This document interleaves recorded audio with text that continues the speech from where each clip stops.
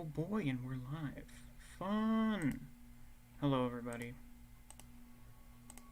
How are we on this pretty alright Sunday? Pretty decent Sunday. I mean, I don't have any school tomorrow, so I'm pretty fucking pleased about that. And we're gonna talk about some Toriko, so that should be fun. I don't know how long this stream is gonna go on for. I guess it'll depend on how much we have to talk about. So, as per usual, we'll wait a few minutes for people to come in. Hello, Caden. Hello, Griever. Hello, Rat. Wait a second, is Tenryuu even in my server? I just realized that.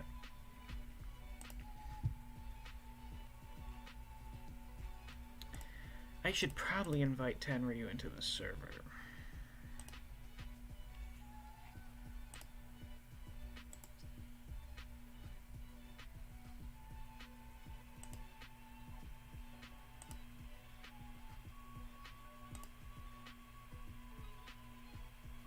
Beautiful.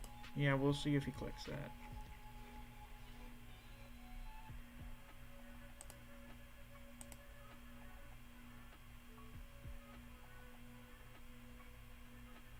Signergram says, what's up? Thunderstorm around my area? Power might go off? Well, you just worry about you then. That's no issue. Not for me. You just make sure that everything's going a-okay on your end.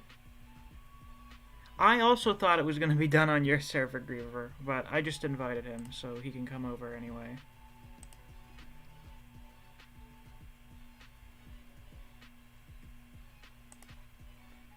So right now, we just wait.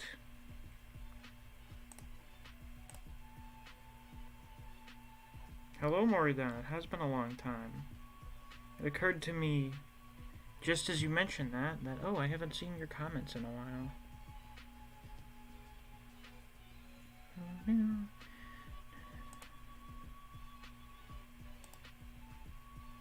Hello, Griever. What's up? Not much. I just sent Tenryuu an invite, so hopefully he will see that. Oh, beautiful, beautiful. Sounds good to me. Yeah. Yeah, because I mean, I thought about it logistically, and I just thought, like, you have a wider amount of subscribers. If we're gonna talk Toriko, a series that's already over, like, let's reach out to as many people as possible. Yeah. Rather than, you know what I mean? Yeah. So, and don't worry, I'll still plug my channel every half hour just to make sure I get my money's worth. But still, yeah. Sunny DeGrom, I haven't watched Remarkable Republican Star Wars video. I'm going to have to check it out eventually because it's still that like to dislike ratio gives me a very good feeling about it. You know, every once in a while you come across a video and you just see the title or the thumbnail and you're like, oh god.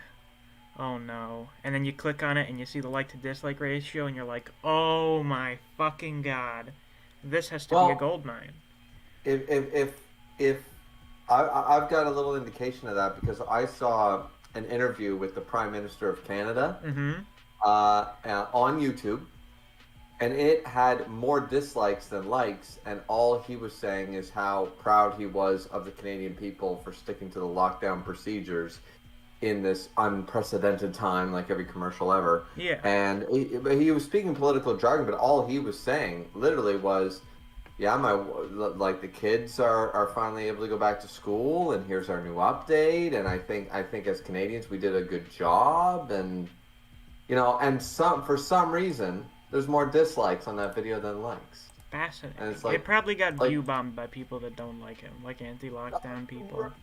Yeah, I mean, and you can have that, but it just seems so odd to me. You know what I mean? Like, all I commented on the video was, this motherfucker has a Millennium Falcon model in the background of a political statement. This dude's a Chad.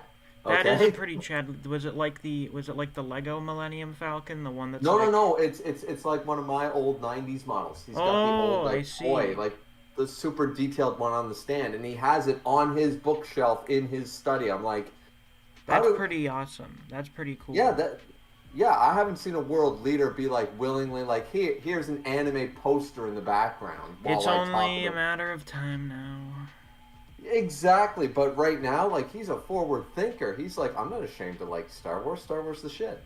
Wait, I You know? think the Pope So, went to Japan and they gave him anime merch. So, does the Pope oh count well, as a world leader? Not really, but he's a world figure, I well, guess. the Vatican is literally their own city. The They're their Vatican is own literally city their and own. country. Yeah, they literally count as their own nation as far as I'm concerned. So yeah, I would count the Pope as a world leader. Sure. Alright, then yeah, the Pope has anime merch, I think. Assuming that was real. I don't That's remember how awesome. long ago that was. That's awesome. Um, but yeah, so yeah, we're gonna have to wait for Tenryou to get in here Yeah, to he's get not online started. right now, so I don't know what's gonna happen. How Oh, all far right. am I into Toriko? Just today, I finished chapter 147, because I think, Griever, you recommended I finish up to that. And I'm like, alright, we're there. Seemed like the last, like, 3-ish chapters were mostly, like, basically one-shot stuff. It was just, like, one-and-done things for each chapter. But Yeah. they were each, like, doing their own thing. I assume that's, like, an intermission thing between arcs.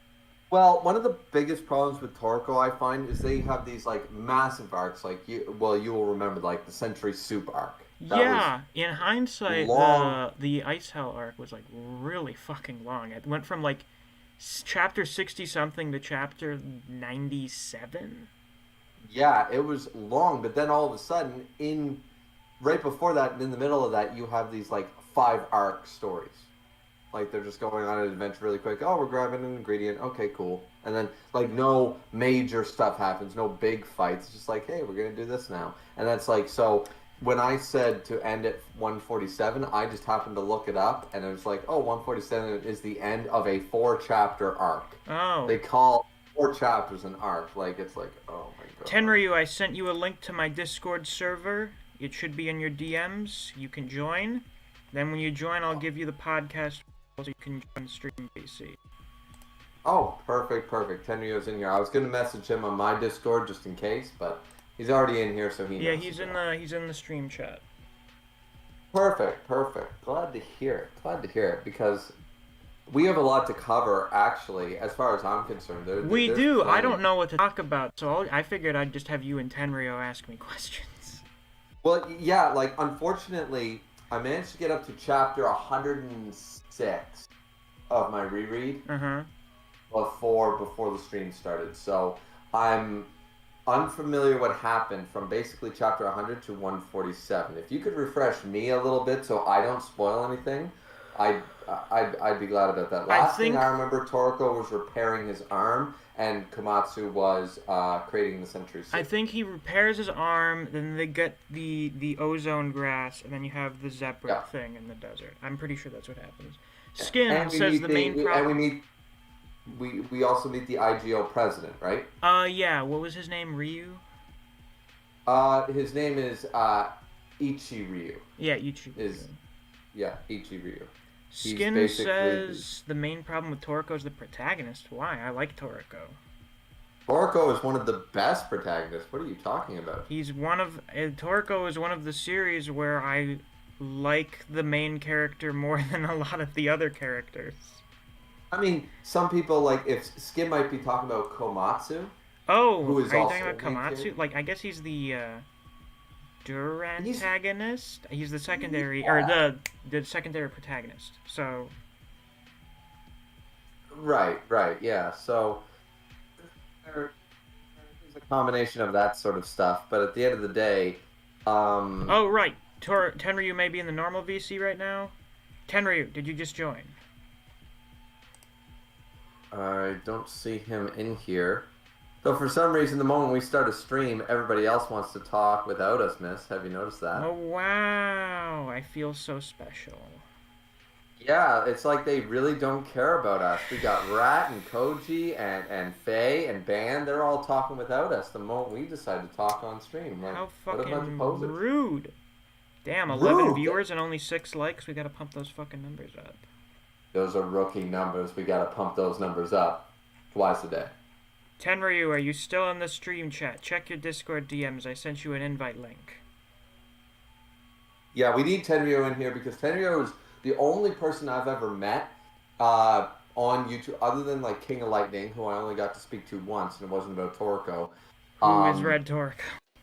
You're right, like, but not just Red Toriko, loves Toriko. Yeah, thinks Toriko is very impressive, and I think very so too. good. I don't know what I would rate it. I'm not sure, but like, this is a weird thing. Is when I read a lot of series, like I'll read through it, and I'm like, damn, I didn't really have any problems with that. So then I'm not sure how to rate them. Yeah, maybe I'm because just not as critical as I should be. Well, no, I don't think it's that. I sort of know what you mean. It's like you're going through, like right now, me going through Tokyo Ghoul. I've got 0 problems. But does that make it a 10 out of 10 manga? No. Like, that's where you question it. Like, I know what you're saying. You're like, once people ask you to give a rating, you're like, is it really 10 out of 10? I mean, I don't have any problems with it, but does that make it 10 out of 10? You know, so it's just sort of, like, it's easier with manga with flaws. Tenryuu, I'm going to send the link on Griever's Discord. You can check it there. Oh, there we go. There we go. Oh, and Skin also said he is talking about Komatsu. I don't have too much of an issue with Komatsu. He's just kind of there. He's supposed to be there because remember they became a pair. They became partners. Right, and there's no good of like Toriko and gourmet hunters. There's no point of them if you don't have a chef, if you don't have a partner. If you don't have a chef to cook it, right. And we've seen Komatsu, even Setsuna, you know, the greatest grandmother in all of manga, even she recognized his ability right away and was like, you're going to see my kitchen because you know, you can hear. It's sort of like Misc, I know you haven't read One Piece, but a lot of people in your chat probably have, and they know the voice of all things. And the thing is that that's what Komatsu has that's special. Not everybody is gifted with that ability, but they can hear the food. They can hear the ingredients, and they know how to do it. And that's really, really special. Komatsu's not meant to be a fighter. Yeah. He's not meant to be on the front lines. His job is to prepare the meal when they succeed in their epic battle. You know? So, yeah. I like Komatsu. I know why some people don't like him because he's not badass like the other 4 kings or anything like that. But he still has his moments, I think.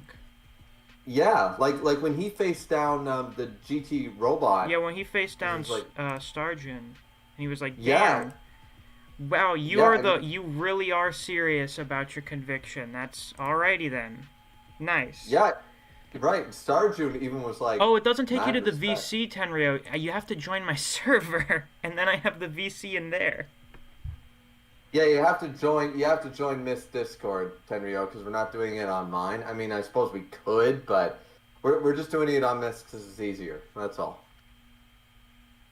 Yeah, we're just doing it on mine. The last villain was OP, I bet, based on the fucking power escalation. Oh, I mean, you saw the fight. I mean, I think one of the best fights to this day is Toriko versus Tommy. Yeah. Like, that was, like, stupid. And it's like, these dudes are buffing up themselves to stupid levels. And remember, at the beginning of the series, I had forgotten when I was doing my reread this afternoon, I had forgotten that they're like, okay, so capture level 1 takes an entire army with tanks. I thought capture level 1 was like, oh, if you have like 10 guys with like firearms, that would be capture level 1. Yeah. And then they were like, okay, but capture level 3, a tank can't do anything. Yeah, so like, it just goes to show how fucking stupid a lot of this shit is with how strong it is. Yeah, it's so good. And Caden saying that Sanji is better cooked than Komatsu is incorrect. And you know how I know it's incorrect without spoiling Misc? Is watch King of Lightning's videos. Because that man is a Sanji fanboy. Sanji, he is one of the Sanji stans of One Piece. And he's been reading it longer than I think anybody in chat, me personally, everybody. And he says, the greatest chef, it's not from Shokugeki no Soma, it's not from One Piece, it's Komatsu in Toriko. It's the greatest chef ever portrayed in manga, just like, without question. Sanji can't do what Komatsu can do. We're going to leave it at that, but what Komatsu does, because just like the characters in Toriko, like Misca's found out like they slowly like capture levels, they get stronger, Kugi punch, nail gun, knife fork and all that stuff. They keep growing. Komatsu is growing as a chef.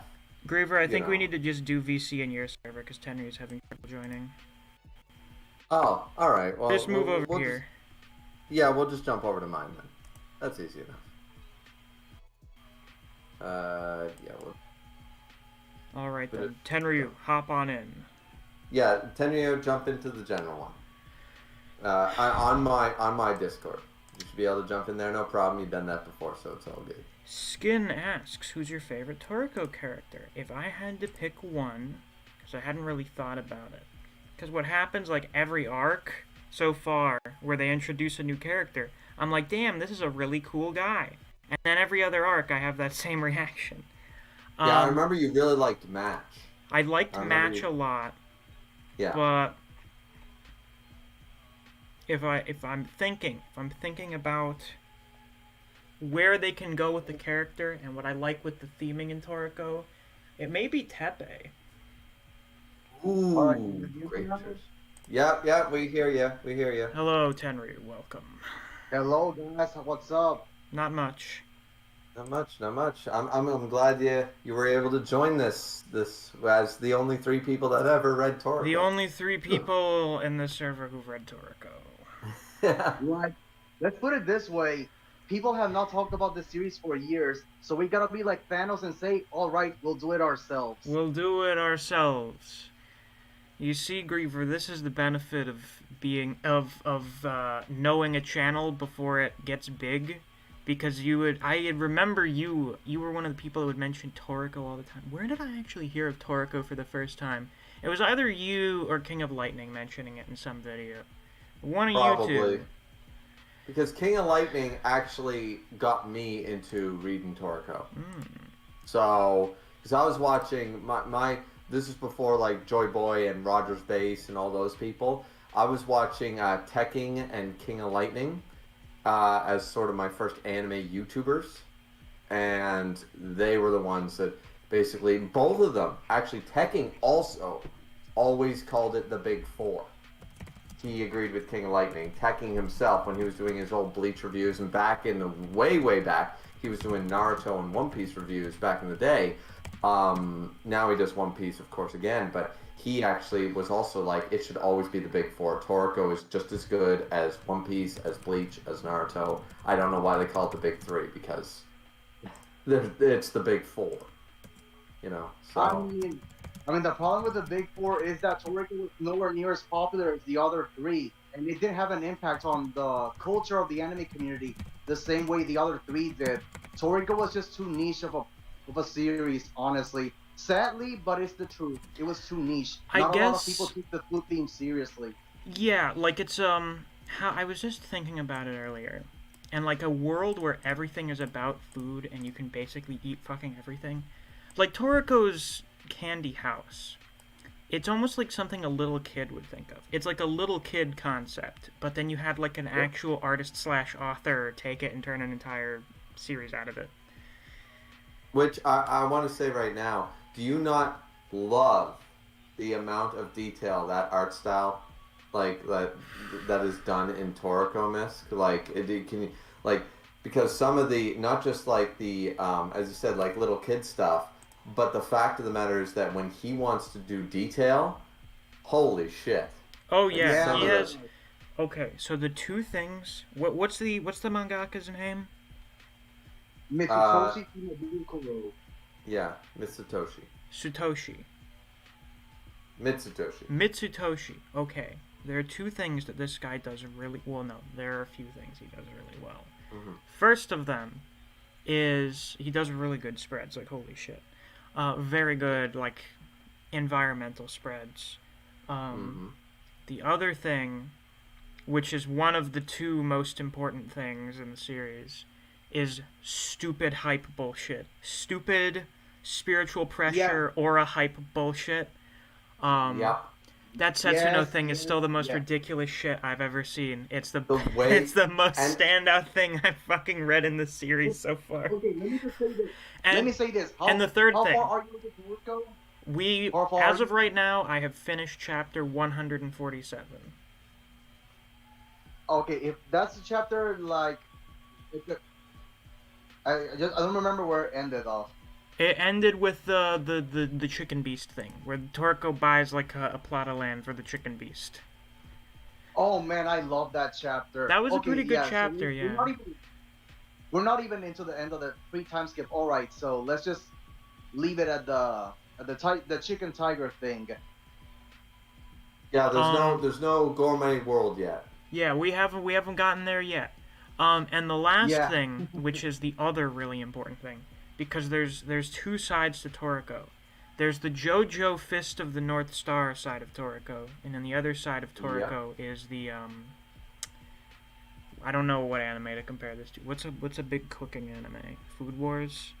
Yeah, Shokugeki no Soma. Yeah, Shokugeki. Yeah, that's the other side of it, and he does a great job with that. It's nice that after like every arc, you get like a whole chapter just dedicated to Toriko and the gang eating food, and it looks like the most delicious shit ever. Somehow, it makes everything look as appetizing as physically possible. Like even stuff that I don't like. Like food that in real life I'm not a fan of looks unbelievably fucking tasty in this series. Yep. It makes me hungry. That to me, that's sort of what Toriko is all about. The fact of the matter is, like, it was really good. And once again, no knock on Food Wars, because I love Food Wars. I reviewed Food Wars for a number of years. Other than the last arc, like most shonen, was crap, but the rest of it was very, very good.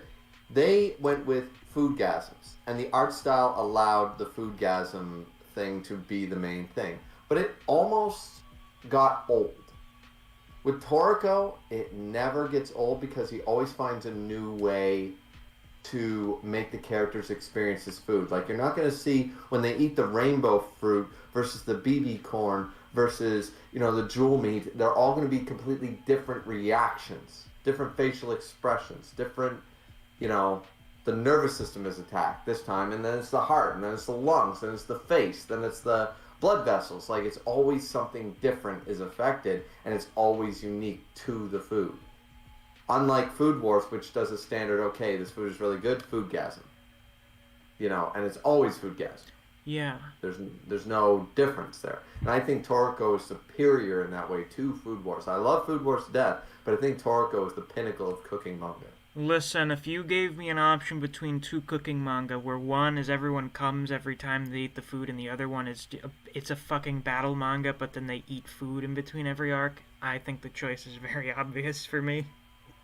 Literally, Seth the programmer said the same thing. He was in a live stream once, and he mentioned that, people are recommending me Food Wars. And I'm like, why would I read that when I have Toriko? They actually kill each other over food. They split mountains in half while they try to hunt for food. And I'm like, yeah, that's why I haven't read much of Food Wars, because why would I read that when Toriko gives me the cooking aspect and the food aspect and more? The power level thing and the muscular men just doing badass things and all these creatures that would put those Pokemon to shame.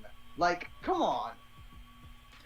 Yeah, one of the best things that I found about early Toriko, and it never loses this, is the very unique designs.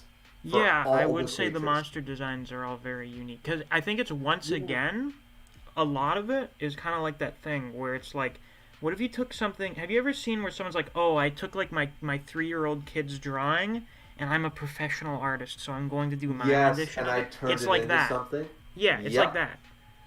It's like, oh, this is a mammoth with wings. Well, I'm going to make it fucking a badass mammoth. I'm going to make it a 1,500 meter long creature. Yeah.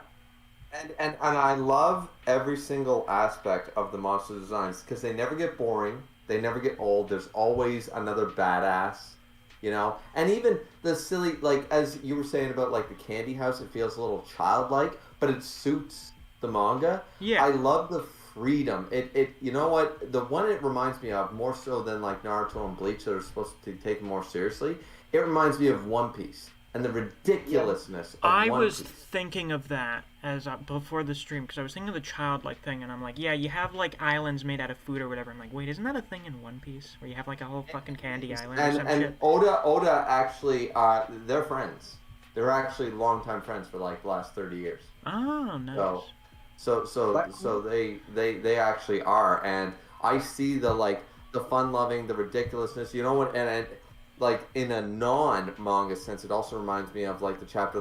Some people complain about it, some people don't like it, but the chapter in Lord of the Rings about Tom Bombadil.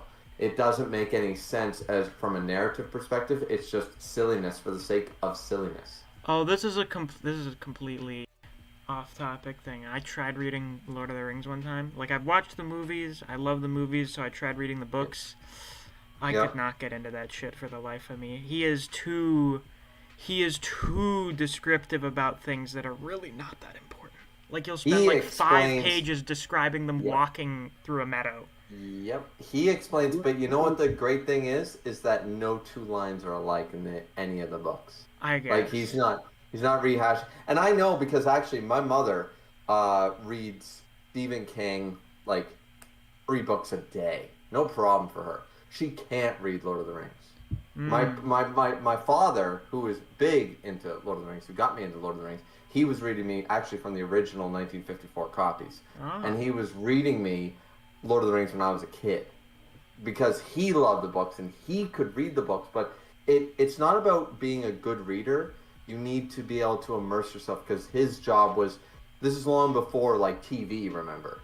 You know, there was no moving pictures. None of that existed. So what Tolkien tried to do was literally describe every blade of grass so you could fully envision what he's talking about without mistake.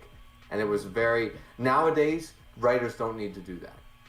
But back then they did well before TV, well before movies, well before all that stuff. That's what they needed to do.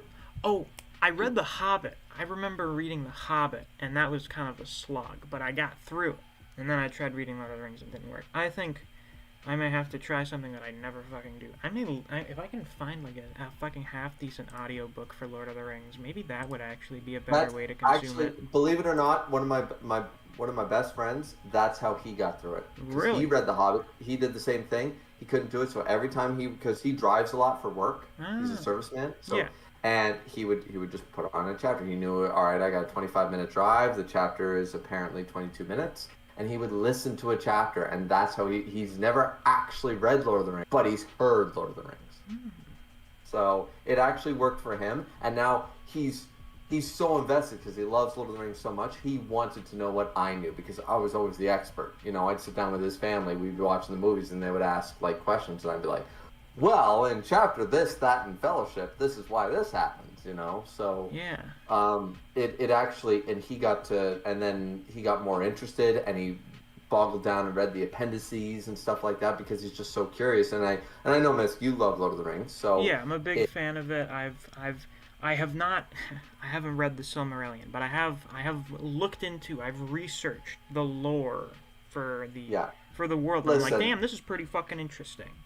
I've met 3 people in my life, myself included, so I only met 2 that actually read the Silmarillion. How long is the Silmarillion? It's not that it's long, but have you ever sat down and tried to read the Bible? Oh. Yeah, the Silmarillion is not a story, it's a Bible. Which, by the way, is far better than the Bible. But it's... Because I've read both. I've read the Quran, I've read the Bible, I've read the Silmarillion, and I think we should all be following the Silmarillion. It makes more sense. But that's the... It's very difficult because you're reading more of a documentary, a historical document, rather than you're actually reading a story. So it's much harder to get through, and a lot of people can't get through it. I see. Interesting. Yeah. Anyway, anyways, our Lord of the Rings discussion stream. Where were we? Talking about Toriko and how amazing the concept of including food and the childishness. It's quite. Speaking of world build, I actually really like the way Toriko's world building is done for the most part, and that they don't really explain anything to you until you get to a new arc. So it's just like, Beginning arc, oh yeah, there's like, we have gourmet hunters. People go around and they hunt food, because a lot of the food in the world comes from dangerous creatures, so we have people like Toriko. And you go on to the next arc, and they're like, oh yeah, the IGO, they basically have reservations for various types of creatures and plant life. And you move on to the next arc, and the next arc, and they progressively introduce more and more concepts. At some point, they introduce the gourmet world.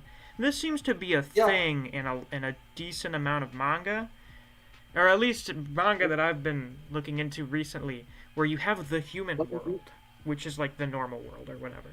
But then, like, 70% of the fucking planet is a wasteland. Not a wasteland. It's like a hellscape.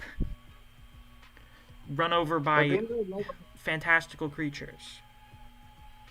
You know, the great thing about, you said that they properly introduce, like, the world as they go into the locations, but the great thing about Toriko is also that it has too much foreshadowing. Like, nothing ever really feels like it's just pulled out of Mitsutoshi's ass. So that's a great thing about the world of Toriko, that they do prepare you for the possibilities of these new locations and what they're like, how dangerous they are, what kind of creatures they have. So that's another huge plus in its world building. Yeah, I think when they introduce the way they set up the way the world works, whenever they introduce a new thing, it's like, oh yeah, that makes perfect sense. Of course that exists. Yeah, I'll agree with Tenryuu and Misc on this, is the fact that when they do the world building, it's done in such a vague way that it's like, okay, that makes sense for now, as you were saying, Misc, for this arc. So that when we go to the next arc and we're like, oh, by the way, there's also this whole section of the world that is like, it's a, as you said, a hellscape. We're like, okay, that's fair. I'm like, yeah, all right. It just works. I think a lot of that works. But actually, not to make this like, because we're sort of going all over the map here. You actually mentioned, and I don't have a script or anything here, but you mentioned, because the chat asked your favorite character, and you said Teppei. Probably. Which, great, I get a good vibe from Teppei. Teppei good. Yeah, I mean, grandson of Knocking Master Jiro. I mean, what's not to like, right? I mean, he's the man with the pompadour. Yeah, he's got a pompadour. Where can you go wrong? Guys with pompadours have had a very good track record with me lately. And guys with pompadours in manga always succeed. And I mean, look, Setsuna was basically like, Toriko, you need a pompadour. And he's like, yeah, no. And she's like, well, then you're not eating my food. And he's like, yeah, pompadour it is. Pompadour it is. So it's like, okay, right? Because, of course, she was the partner with Jiro, one of the greats. So, actually, there's a lot I want to talk about Jiro, but I actually wanted to ask, because we talked about Teppei and stuff, that's your favorite character. Tenryuu, who is your favorite character? Without spoiling, we're only up to chapter 147. Who's your favorite character up to chapter 147? Oh, goddamn. It's really hard. I mean, without spoiling, I could say either Ichiryu or Jiro, or... Yeah, I agree. Yeah, either of those two. I mean, it's a little easy for me to decide because honestly, as much as I really like the series, one of the faults of it is that it's not the best at characterization. It spends more time on the world building rather than actually building the characters that inhabit the world, which it still turns out fine because I do overall like the series, and it's more plot oriented than character oriented. But it still would be nice to get a little more fleshing out of the characters. So this is one of the dangers of like world building. Sometimes you can get distracted building the setting rather than fleshing out the characters. Some series like One Piece do this really well, where there's a lot of world building but also really great characters. And Misc, you've read Hunter x Hunter or watched it, and that has a lot of world building but also very good characterization. So yeah. I feel like there are series that manage to do both. But another series with an excellent man with a pompadour. Yeah, there you go. Oh, Shadow King Requiem's in the chat. Hello. This is the first of my streams that you're catching. I'm doing great. How are you doing? It seems like you're taking over Kengan translations, like for real now, instead of just doing the speed one. So good luck with that. Oh, is he a translator? Yeah, Kengan doesn't have official translators. So the primary translation team that's been doing it for like the last couple years well, I didn't read into their full reasoning, but they're going to stop translating it now. I think they kind of hoped that it would lead to an official English translation, but in the process that kind of fucks over the people who are already reading it while there isn't one. So Shadow King, who is one of the people on the subreddit who like translates chapters as soon as they come out, just kind of gives like a rough translation. Him and some other people from the subreddit are going to be doing like, scanlated translation chapters from here on out, as far as I understand. So that's pretty awesome. Yeah, that is really awesome. So welcome, Shadow King. Welcome. We're just talking about some Toriko. Because I've been reading some Toriko, and I like me some Toriko. Yeah, and I'm really glad that you're enjoying it, because it seems like every single time like you or I recommend a series to each other, we sort of know each other's flavor, or what, I mean, Toriko, pun there. But we sort of know what each other likes, and I would never recommend something that I personally like, but I know might not be up your alley. So I'm really glad that you've recommended Jujutsu Kaisen Tokyo Ghoul to me. I've recommended Full Metal Alchemist and Toriko to you, and both times we're 2 for 2. Yeah. Well, I always needed to watch Full Metal Alchemist Brotherhood, because I've known it's like, it's a 10 out of 10 anime, and I'm like, damn, everyone says that? It probably is, so I gotta watch it. Yeah, and there are naysayers, but there are always naysayers. Yeah. But so to go back, I actually want to say about what Tenryuu said about world building versus character development. Honestly, I think the character development is there. It's just subtle, and you need to catch it, because as I just was rereading, and I was doing this today from chapter 1, and I was rereading, and I realized there's actually a lot of character development. It's just hidden by the big fights and the food and stuff. But Komatsu grows exponentially within the first 50 chapters. Koko's attitude in the first, like, we introduced him with the puffer whale and all that stuff. Koko's attitude changes. Komatsu is basically a catalyst for all the characters to change. Koko changes, Sunny changes, Zebra changes. They all change, and I would argue not just change but develop, because of Komatsu. So he's a catalyst for literally the main cast having character development. Griever, you're going to like this. You're going to like this a lot. Shadow King says Toriko is a classic far out. Takes me back to DBZ days. Thank you. Thank you so much, Shadow King, because that's exactly what I'm trying to talk about, is that it is a good balance. There is subtle things, like a lot of people don't like to notice, like Dragon Ball Z, for its character development. Vegeta is one of the most developed, and Bulma are 2 of the most developed characters in the whole goddamn series, and nobody sees it. It's subtle. But yeah, okay, you watched Dragon Ball Z when you were, what, 8, 9, 10? Of course you didn't catch it, and when you think back on it, you're thinking, okay, it's a bunch of meatheads punching the shit out of each other. I dare anyone to go back and read the manga. I dare anybody, when they hit their 20s, to go back and read the manga, watch the anime. Tell me you don't see character development in these characters, because it's there. Gohan is one of the most developed characters with foreshadowing. The longest foreshadowing I have seen in manga history is Gohan. Okay? So I refute that people think that like Toriko and Dragon Ball Z and these bigger ones are just meatheads blowing each other up. We've seen it in Record of Ragnarok, Misc. Like, like you have the meathead premise. You know what I think it is? When you were bringing it up that they don't notice it?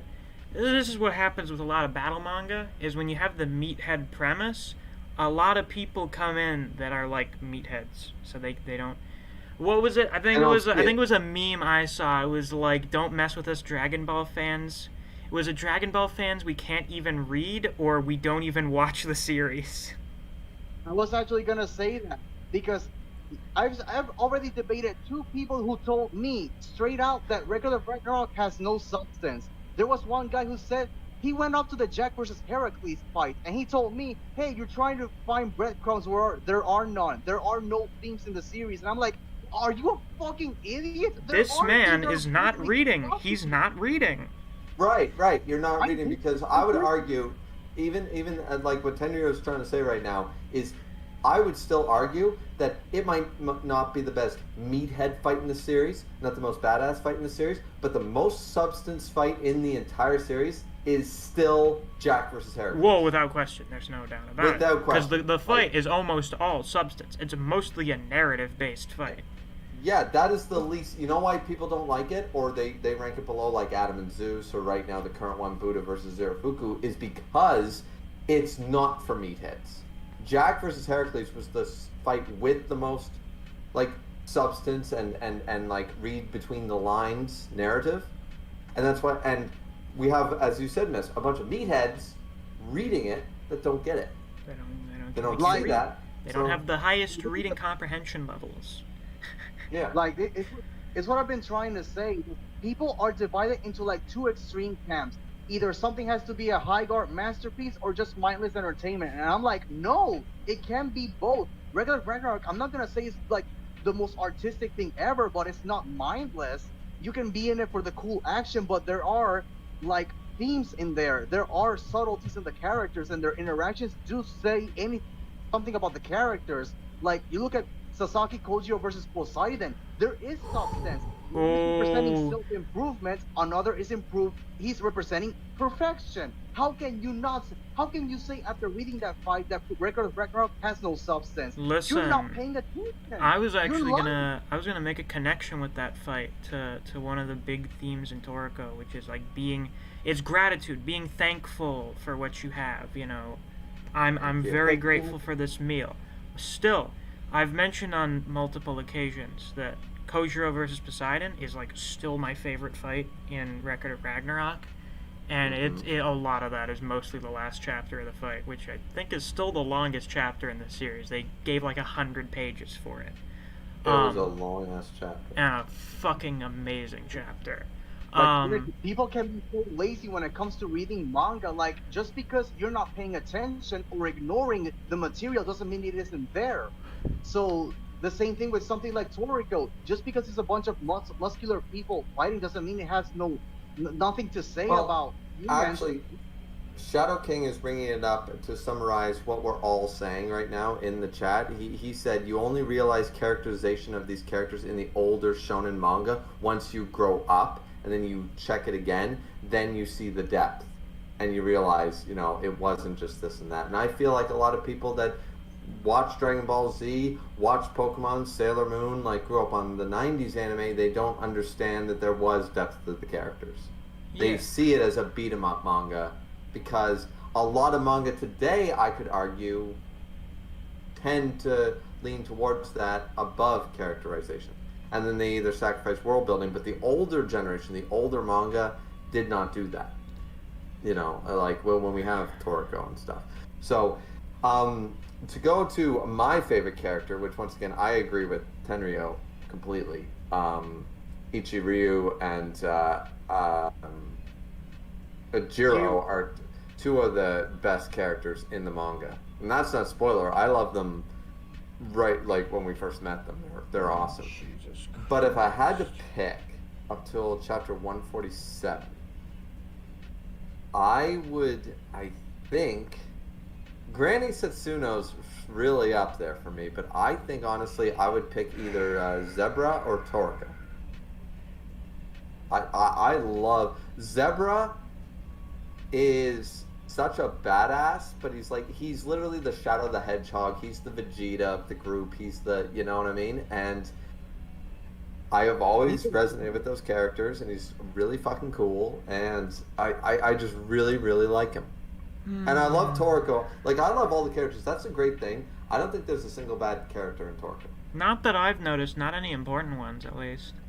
I mean, well, I'm not gonna say that there's not a bad character, but the problem is that most of them are really not developed enough to where I'm like, okay, this is a really bad character. I mean, yeah, because that's just one of the problems of the series. There are good characters here and there, don't get me wrong, but, you know, it could have used better work, because you have this very diverse cast of characters, because Toriko has a lot of characters that look very distinct, or they have something about them that really stands out. And you kind of expect more from them, especially when the series is like over 300 chapters long. But But yeah, I mean, there's so much like older manga, and we should move away from this because we're just sort of explaining it over and over and over. Yeah. But it's basically at the end of the day, we have this great series that people overlook, or they don't understand the premise, or they can't get into the premise. They can't get into the idea, as Miss pointed out earlier in the stream, of a world that like everything is edible, there's supernatural creatures, and we eat them. That's what we do. It's called the gourmet world. Get over it. But a lot of people couldn't get into that concept. But they're missing out. They're missing out because it's a great fantasy adventure manga. It has so much substance. There's actually a lot of things. I took some screenshots of some certain manga panels because I was actually curious on certain people's thoughts. Like one of the things was the GT Robos. Misc, what did you think about that? These bird-like hairy creatures. I thought that's actually that's a relatively unique and kind of, I don't know if standout's the word for it, but like, it's kind of different from basically any other robot design I've seen before in any series, because it doesn't really look like a robot. But it's not a bad design, actually. It's got a good look to it. It's kind of spooky. Yeah, it does. And also, the reason I bring that up is because there was a few instances about this. Number one, these robots, we don't meet our enemy or our antagonist. We meet these robots who are controlled by the antagonist.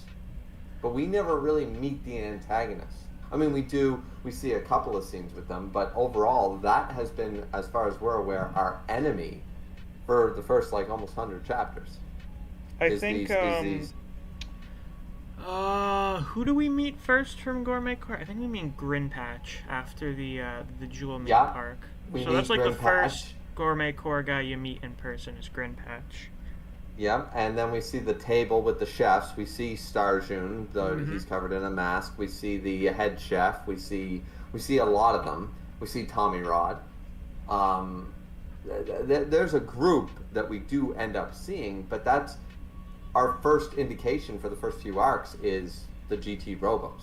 We know they're from this place called the Gourmet Core, but we don't know like what they look like. And actually, there was a great scene back during the Colosseum arc where Mansum, who, by the way, there's another amazing character, Mansum, because I'm handsome. You said I was handsome, but he when they go back to the idea that Toriko beat the shit out of the guy who laser blast the Battle Wolf. They're like, hey, like, Buddy gets out of the suit and goes, hey, I'm going to go find Toriko. I'm going to kick his ass. And the scientist dude is like, you do realize that between Mansum and Toriko, you died 16 times in that robot?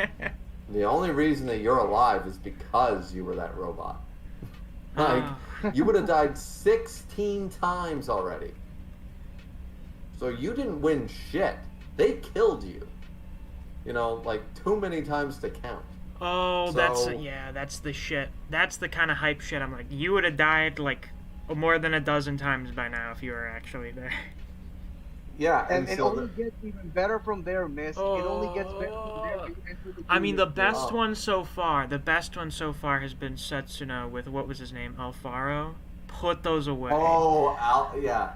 Put those away. Like, sit down, boy. I have never ever seen some kind of flexing like that where your fucking spiritual pressure shatters the guy's weapons. I've never. That is some different shit. He hasn't even pulled them out yet, and she's like, put those away. And she already broke every one of them. And she's just like, put those away. I told Band, I'm like, Band, you have to put this shit in your comic. And he's like, I don't know how I'll explain that, but okay, I'll try. I'm like, you don't need to explain it, just make it happen. There's literally no explanation for it. It just happens. Yeah. Like, did Toriko explain it? No. They just said she's one of the gourmet living legends. We just accept that she's a badass. We Yeah, don't care when I see fucking in any series outside like Bleach or maybe Hunter x Hunter, when you have spiritual pressure shit, it's not an actual power system thing. It's just showing off how disgustingly badass someone is. There's no, you don't need to have like an in-universe explanation for it. It's just like they're cool. Just don't think about it. Go with it. And you don't think that remember, not only is she the living legend as one of the greatest, if not the greatest chef in the world, but she was also partnered with Knocking Master Jiro. You don't think that she can fucking fight? Like, Right. these children, as she said, put those away, brats. They're children to her. Like, we're seeing, like remember, that includes Toriko and the Heavenly Kings. That includes them. Like, they're children to her, Yeah, too. that was one thing where I wasn't sure about, because when they introduced the four kings, I'm like, holy shit, these guys are like the hugest badasses. And then you get like a few arcs and I'm like, oh wait, no they're not. What the fuck? Why are you guys the four kings? They're the four Heavenly Kings for... I don't know if I'm... See, I haven't read up to 147, but we got introduced to Ichiru, right? Yeah, okay, are they the four heavenly kings because Ichiryu taught them? Basically. Oh, okay, and because they have gourmet cells, right? Right, so, okay, well, so you know that, Miss. So basically, he raised them, and he's number one. Right, yeah. So the reason is that he took them in. They're not his kids. He's not their grandfather, whatever. But he took them in, and he not only some of them. It's not implied one way or another how they got gourmet cells, but either way, they have gourmet cells, and he raised them and he trained them. So they're considered the four heavenly kings of the human world. Ah, they're the it all biggest makes badasses sense now. In the human world, but remember, There's the 70% of the fucking planet is the gourmet world. Right, and they're not so badass. Right. So they're the badasses, and they're only considered the badasses not only because they were raised by Ichiryu, but because also like guys like Toriko, like Coco does his fortune, Zebra eats way too fucking much, Sunny's the beauty king, and Toriko gives so much back. He finds, like, he gives things, and as we saw in the early stages of the manga, he's like, yeah, this thing's worth like 500,000 a kilogram. I'll take it for 40,000. I don't care. And IGO's like, no, you can't do that. That's market price. And he goes, yeah, but I'm the ones who caught it and sold it, so fight me. You know, I don't care. I want to feed people. I want to feed a lot of people, and you'll see that come back later on in the manga. But he's beloved by the people because he's constantly adding to the market, finding new ingredients, finding new things.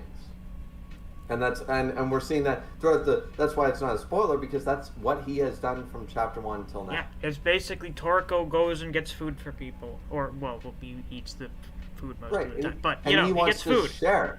He's like, guys, we're gonna eat this shit. It's great. Yeah. And he wants to share it with everybody. I will now take this opportunity, since we're almost an hour into the stream, to read the chat. Let's read. I think Heaven Bound, I think that's your name, says, I hate how people talk about the big three. They act like the big three can happen again, or it's a title to any big anime. I feel like we may have discussed this before, but why was the big three the big three? Like, what was the biggest... What made One Piece, Naruto, and Bleach the biggest deal ever? Actually, it's very easy to answer that. They came over to the West first. They were properly dubbed. They were treated with the biggest amount of merchandise. Technically, you could call Sailor Moon, Dragon Ball Z, and Pokemon the big three, because they did the same thing in the West. But the big three is not a concept actually in the East. It's only here in the West. Oh, so for them, they're just like, oh, those are some popular anime a few years back. Anyway. Yep. And they promoted them. Yeah, and then, like, so One Piece, Bleach, and Naruto were promoted as much as possible here in the West. They became the big three. The big three being a Western concept calling Russia, UK, and USA, right? Yeah. The big three. So it was a term coined for the manga boom that happened. Because I remember being a kid growing up, you know, manga, you were reading backwards comics. You were weird. Nowadays, everybody knows what it is. And the reason they call them the big three is because Naruto, One Piece, and Bleach slowly changed that, and now everybody knows what anime is. I see. Cool. Also, Well then, yeah, I would understand why people don't like the way the big three is talked about. It's not just whatever the three big popular anime are.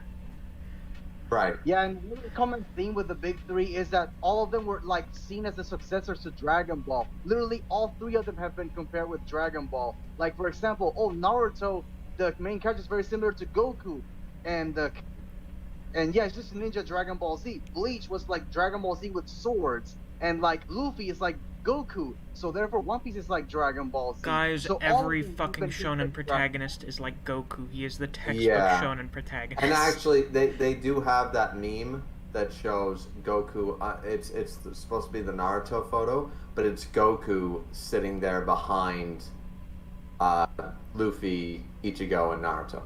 Yeah, like guys saying I'm the Godfather, you know. So saying a shonen protagonist is like Goku is like the most surface level analysis ever. Yeah. Actually, wait. Anyways, continue with the chat, Misc. Sonny DeGrom says Starjun is my 5th favorite character and Toriko's 3rd. I have to say, from what little we've seen of Starjun, I like him. I really liked it when they went to that restaurant. He was just there. And I was like, oh shit, Starjun, and he's like, oh, don't worry, Toriko, I'm just here to grab lunch or whatever. Yeah, but I could have killed you 10 times. I've got no interest in fighting you right now. It's like I'm literally just here to get lunch. That was that builds a great antagonist because he's like, I've got my own goals and you are not the center of my universe, and it builds Toriko's world better because of that. Because it's like, Toriko might be the main character that we're following, but he's not the main character for the villains. Right. The IGO is doing their own shit. Or not the IGO, the Gourmet Corps is doing their own thing. The Gourmet, so is the IGO. Yeah, the IGO is also doing their own shit. As we saw when they talked about the Nitro, it's like, yeah, we've got like 20 guys that we just kind of have hanging out around the Gourmet world at all times. Yep. And Toriko is his 3rd favorite. Shadow King said, I think you read this earlier, Griever, you only realize the characterization of these characters in the older shonen manga once you grow up. It's actually more in-depth than what you take it for. Yeah. Sonny DeGrom says, was the Young Defiant the guy saying that Jack vs. Heracles has no substance? I looked up this dude's channel, and I'm very confident. I'm very, very, very confident in saying that this guy is doing a little trolling. Because it seems like the whole gimmick of his channel is saying that popular thing bad. Also, I'm a fucking genius. That seems to be the gimmick of his channel. I fucking despise that guy. I wish he would just fucking die off. He literally does this for every popular thing. It's his gimmick. Garbage. He trolls. He's an attention whore. What do you want me to say? Dude, literally. And no, and here's the thing. Half of the video is just him saying how much of a genius he is. Oh, then yeah, this is a gimmick. It's a gimmick channel. Yeah, it's like CinemaSins. It's not actual fucking media. It's not cinema analysis. It's just guys finding random shit to complain about for 20 minutes. Yeah, fuck him and fuck that anime snob too. Oh, is that another guy? Is that another dude whose whole channel is built around bitching about things? Yeah, and always saying about how he's right. He literally laughed about the fact that he was right that Kentaro Miura was never gonna finish Berserk. You literally had this manga legend die, and you just had to boost your own ego. You have to use that as an opportunity. Well, like, to be fair, he has a series called Shonen Tards. It seems like a lot of his channel is based around insulting other anime and manga creators. Kind of popular, but like maybe not the best. You know, easy targets for clickbait shit. But it seems like his channel's really not that great. Like he's bigger than me, but looks like I get. Like, can I flex? Yeah, I can flex. Most of my videos get more views than his, so. Like, I'll say this about the anime snob. He did inspire me to improve my critical thinking, and he can make a good point from time to time. But he's gone too far with his methods, and now I'm just like, nope, unsubbed. Goodbye forever. I'm tired of his bullshit, especially after what he did with Kentaro Miura. How dare you laugh at the fact that he died just because he proved you right that he was never gonna finish Berserk. Yeah, that's the kind of shit that makes me unsubscribe or block you on Twitter. Like, seriously, fuck you, anime snob. I'm sure he'll hear that. Yeah, sure. Skin says the problem is people got into certain series with certain expectations. Like when people read Record of Ragnarok, they expected to see meatheads throwing hands with each other, and they ignore the character stuff.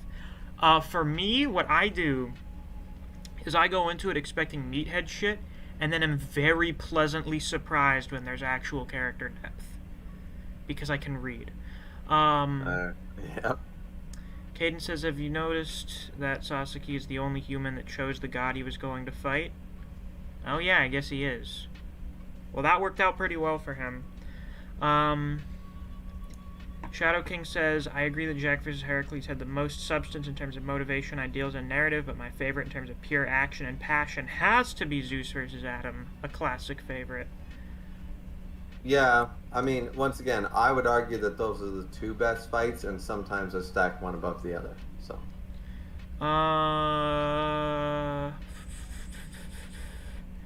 Toriko related stuff. Sunny Underground says Zebra stops a war between two nations by just leaving prison. Yeah, that was pretty funny.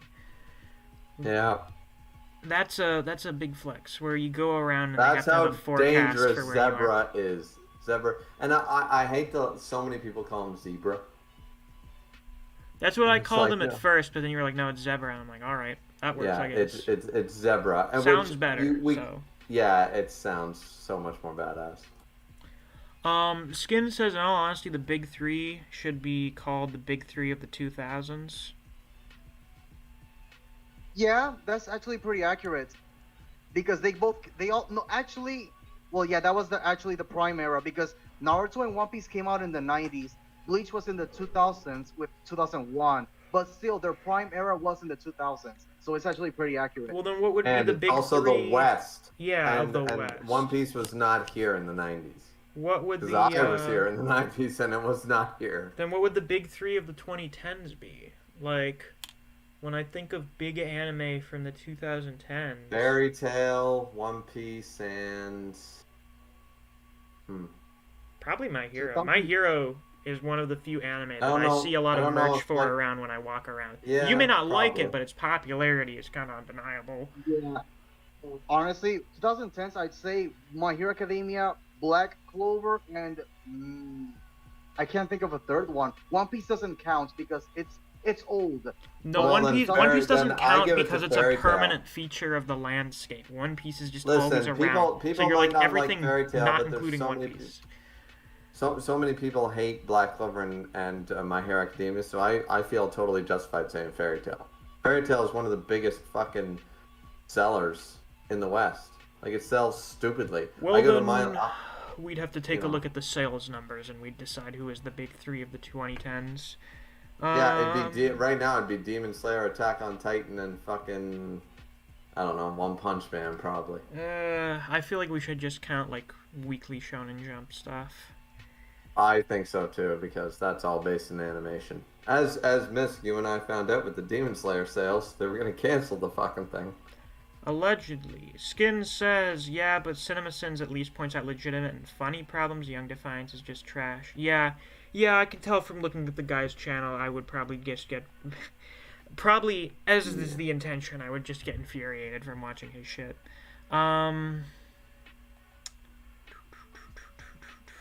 Okay, that's all the Toriko-related stuff we had to talk about. I wanted to talk about a good major theme at Toriko, and that's the theme of gratitude and being thankful for stuff. As I was going to mention, one of my favorite parts of Sasaki versus Poseidon is like right before the deciding move of the fight, when he's thinking back on the entire history of Japanese swordsmanship, and he says, to all of those who came before me and created the history of the blade, thank you. That is good stuff. I don't know why, but the expression of gratitude, it's weird because it's such a very simple and generally underappreciated emotion or expression that whenever I see it talked about or, kind of made a big deal of in something, it really stands out to me. It's why a certain Hunter x Hunter character stands out to me a lot. Tenryuu, you probably know who I'm talking about. I really like it in Toriko because a big deal is not being like gluttonous when it comes to eating food, not eating more than you need, and being sure to be thankful. Thank you for this meal. Be thankful for the food on your table. Like Even Toriko does even it all the though time. even though ironically both Toriko and Zebra are considered the gluttons of the human world. Yeah. Well, They're considered that, but like, and in Zebra's case, it's actually true. But as you mentioned in Toriko's case, and that's why he gets so pissed off. That's why he literally went all out against Tommy and stuff. He was like, "Are you gonna eat that? Like, okay, you killed those penguins, which is a bitch move, but are you gonna eat them?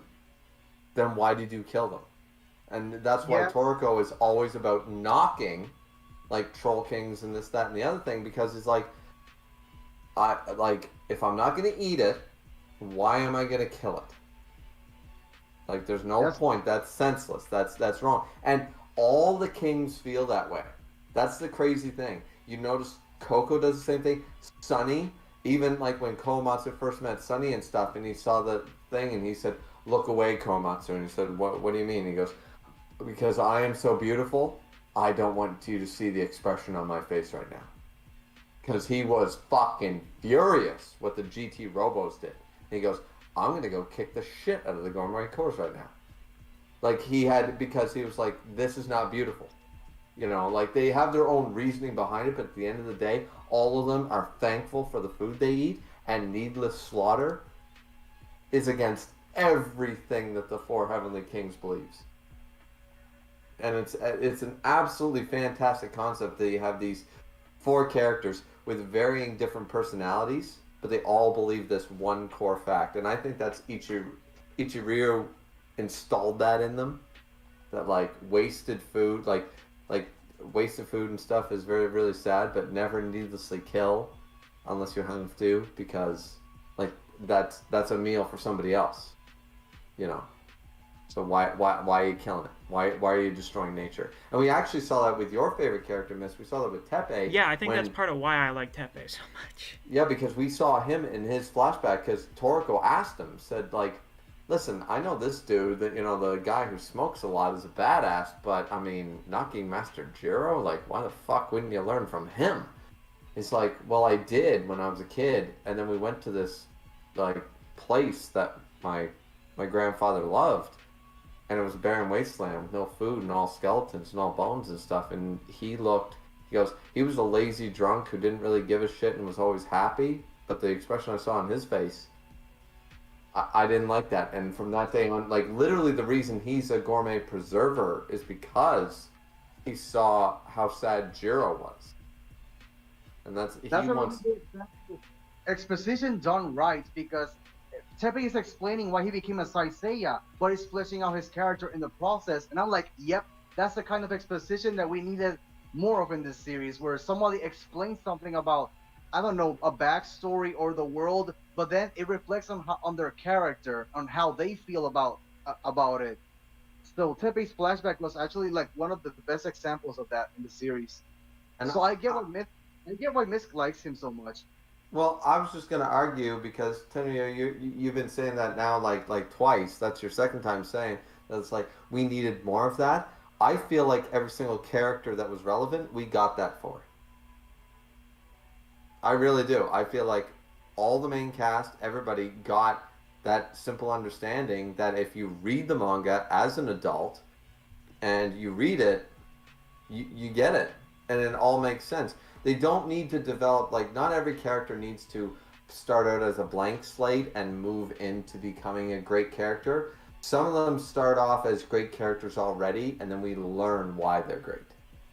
And I think Well, that yeah, that's another method of storytelling. And I think that all the characters, I think the Four Heavenly Kings, I think Komatsu, I think Tepe, I think Match, I think the Gourmet, not the Gourmet Hunters, but the Gourmet, not the Preservers, the Gourmet Knights, like Takamachi and all those guys. Like, I think they all get the proper amount of what we would call development.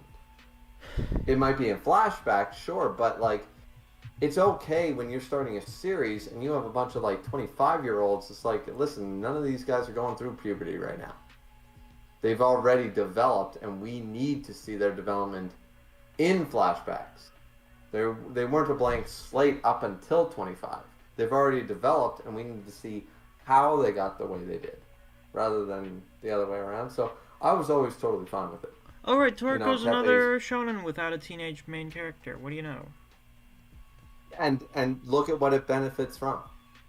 It benefits from that, in my opinion, as a great storytelling and being unique in that case. Well, yeah, I'm not saying that every character has to have a character arc. I'm just saying that I wish I would have been able to learn more about a good chunk of the characters at least, because not every character is gonna be amazing. That's just a fact. Like, One Piece doesn't have every single character be a masterpiece, but yeah, I'm just saying that, okay, maybe like half of the cast, or the ones that you put most attention to or focus on, that we can at least learn enough about them where I'm like, okay, he has a full fleshed out personality. Because you know what? I don't even need a backstory all the time. Just a personality is all I need, and I feel like that's something maybe if I reread the manga, I'm gonna feel differently. Because I'm planning on doing. It's just that. I really think you should, Tenryuu, because I was rereading the manga, as I said, all day. I got from chapter 1 to about 103, and I see very little flaw.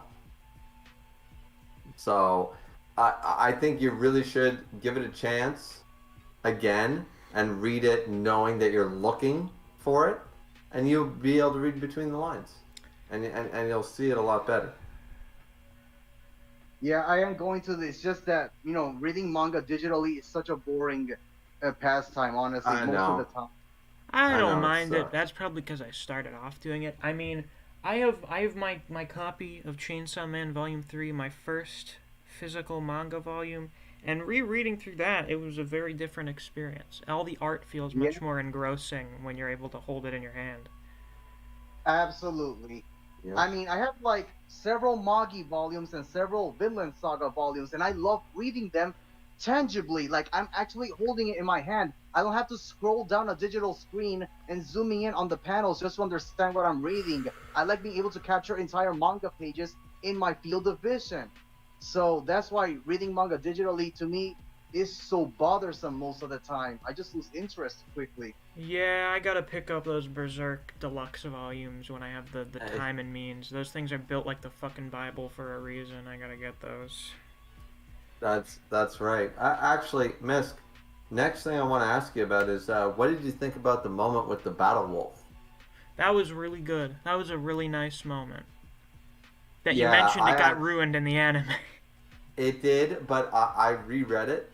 And I'm not gonna lie to you, when Toriko went down and stuff, and he just said you're not alone and stuff, and you could see the emotion in a goddamn this is what makes a great a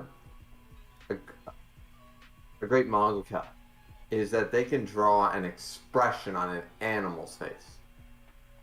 Without it looking dumb, without it looking stupid. Without it looking stupid. And I don't know what translation you've been reading, Misc, but just so we know, Terry is female. Oh, cool. I don't know if that's been mentioned. Terry, in the Viz, Terry is considered male. I'm pretty sure I'm reading the Viz translations.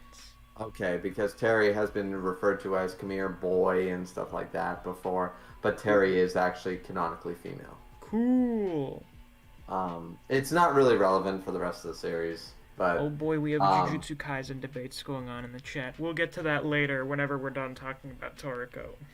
Yeah, we definitely will. So yeah, the Terry moment was amazing, and I love how we have now a Battle Wolf and stuff. And Terry had nowhere else to go, and Toriko was like, well, that's not fair. You're coming with me. Fuck this, right?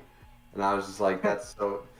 I love the fact that, once again, we saw, you were talking about before, Toriko only gets pissed off when people it's you killed him. Why did you do that? He doesn't initially he's pissed off initially, but he's explain to me for a second why shooting the Battle Wolf mother is a good idea. Explain to me why killing the penguin's parents is a good idea. You give me a good reason, and maybe I won't kill you.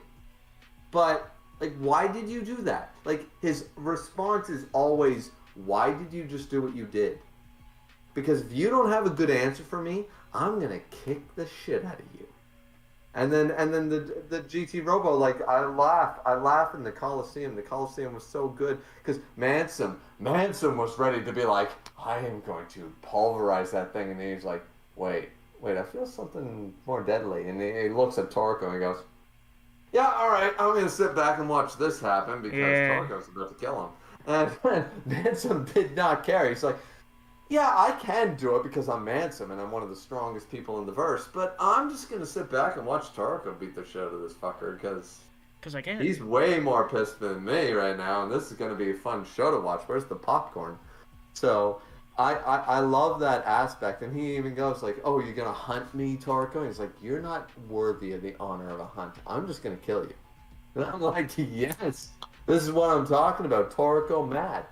And we see that, especially when he goes out his way to get the BB corn for Terry and stuff, because Terry, of course, being a battle wolf from the gourmet world, can't eat anything in the human world and stuff like that. There's just a lot of really great things. One of the things I wanted to ask you about is, what do you think about the whole gourmet cells? Yes. Gourmet, so it's a neat concept. I mean, when you have the food is getting to the point where it's not even like food anymore. Like, at this point, you just have fucking magic monsters and environments that exist. So the fact that you would be able to implant people with cells that make them superhuman, I'm like, yeah. Why would there not be something like that? Apparently, there's everything around here, so why the fuck wouldn't that exist?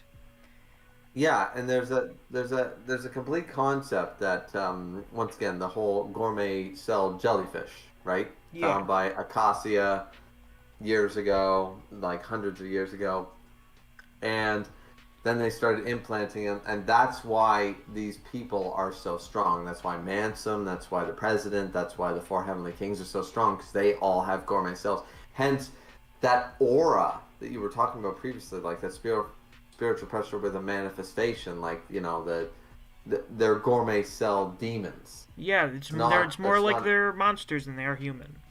Yeah, that's not an actual. That's not a. That's like not an in-unit. Oh. Yeah, that's actually them. Yeah. They are becoming these things because this is their gourmet selves being like, you want to fight, bitch? You know. So Toriko's looks like a demon. Oni, a demon, and Coco's looks like a poison monster, and et cetera, right? Sunny's, of course, looks like a hair monster, you know. So we get that concept, and and I just really like the concept that and they explain it so well. They're basically like, when Sunny explains it, he explains like to Komatsu, like, gourmet cells basically like you're rolling the dice, but if you do, you're creating a superhuman, and the more better food you consume, the more powerful those cells are going to become. Yeah. We're not even human anymore. We're all superhuman. And that explains the craziness of Toriko right then and there, and it all makes sense. Yeah. Very easily. Like, I just love that concept. I really do. You mentioned it with the Coliseum fight. That's always like one of the best. That's one of the best things in a battle manga.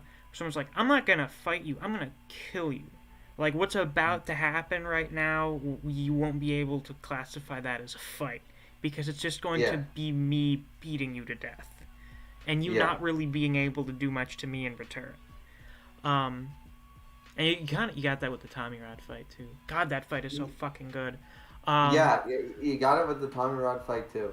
I just love when Toriko goes apeshit. Like, because, like, what I've learned is one of those crazy things. It's sort of, you know what the Toriko thing reminds me of? It reminds me of, I don't know if either Tenryuu or Misc, you saw this, but one of the classic Gohan things is when he finally gets to a level of Super Saiyan 3.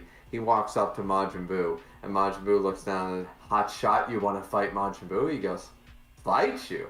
No, I'm going to kill you. Yeah, I think you've mentioned that a few times. It's one of the most badass Gohan things. Even Piccolo's looking back at him and goes, I've known you since you were a boy. I trained you. I did everything for you. He goes, I've never seen you. You're not cocky. You're just confident. Where did this air of confidence come from? Because he knows he's the strongest person in the universe at that point. And he's just like, That's why he's smiling at him. He's smiling at him, wearing his dad's outfit, and just going, "You are a joke to me.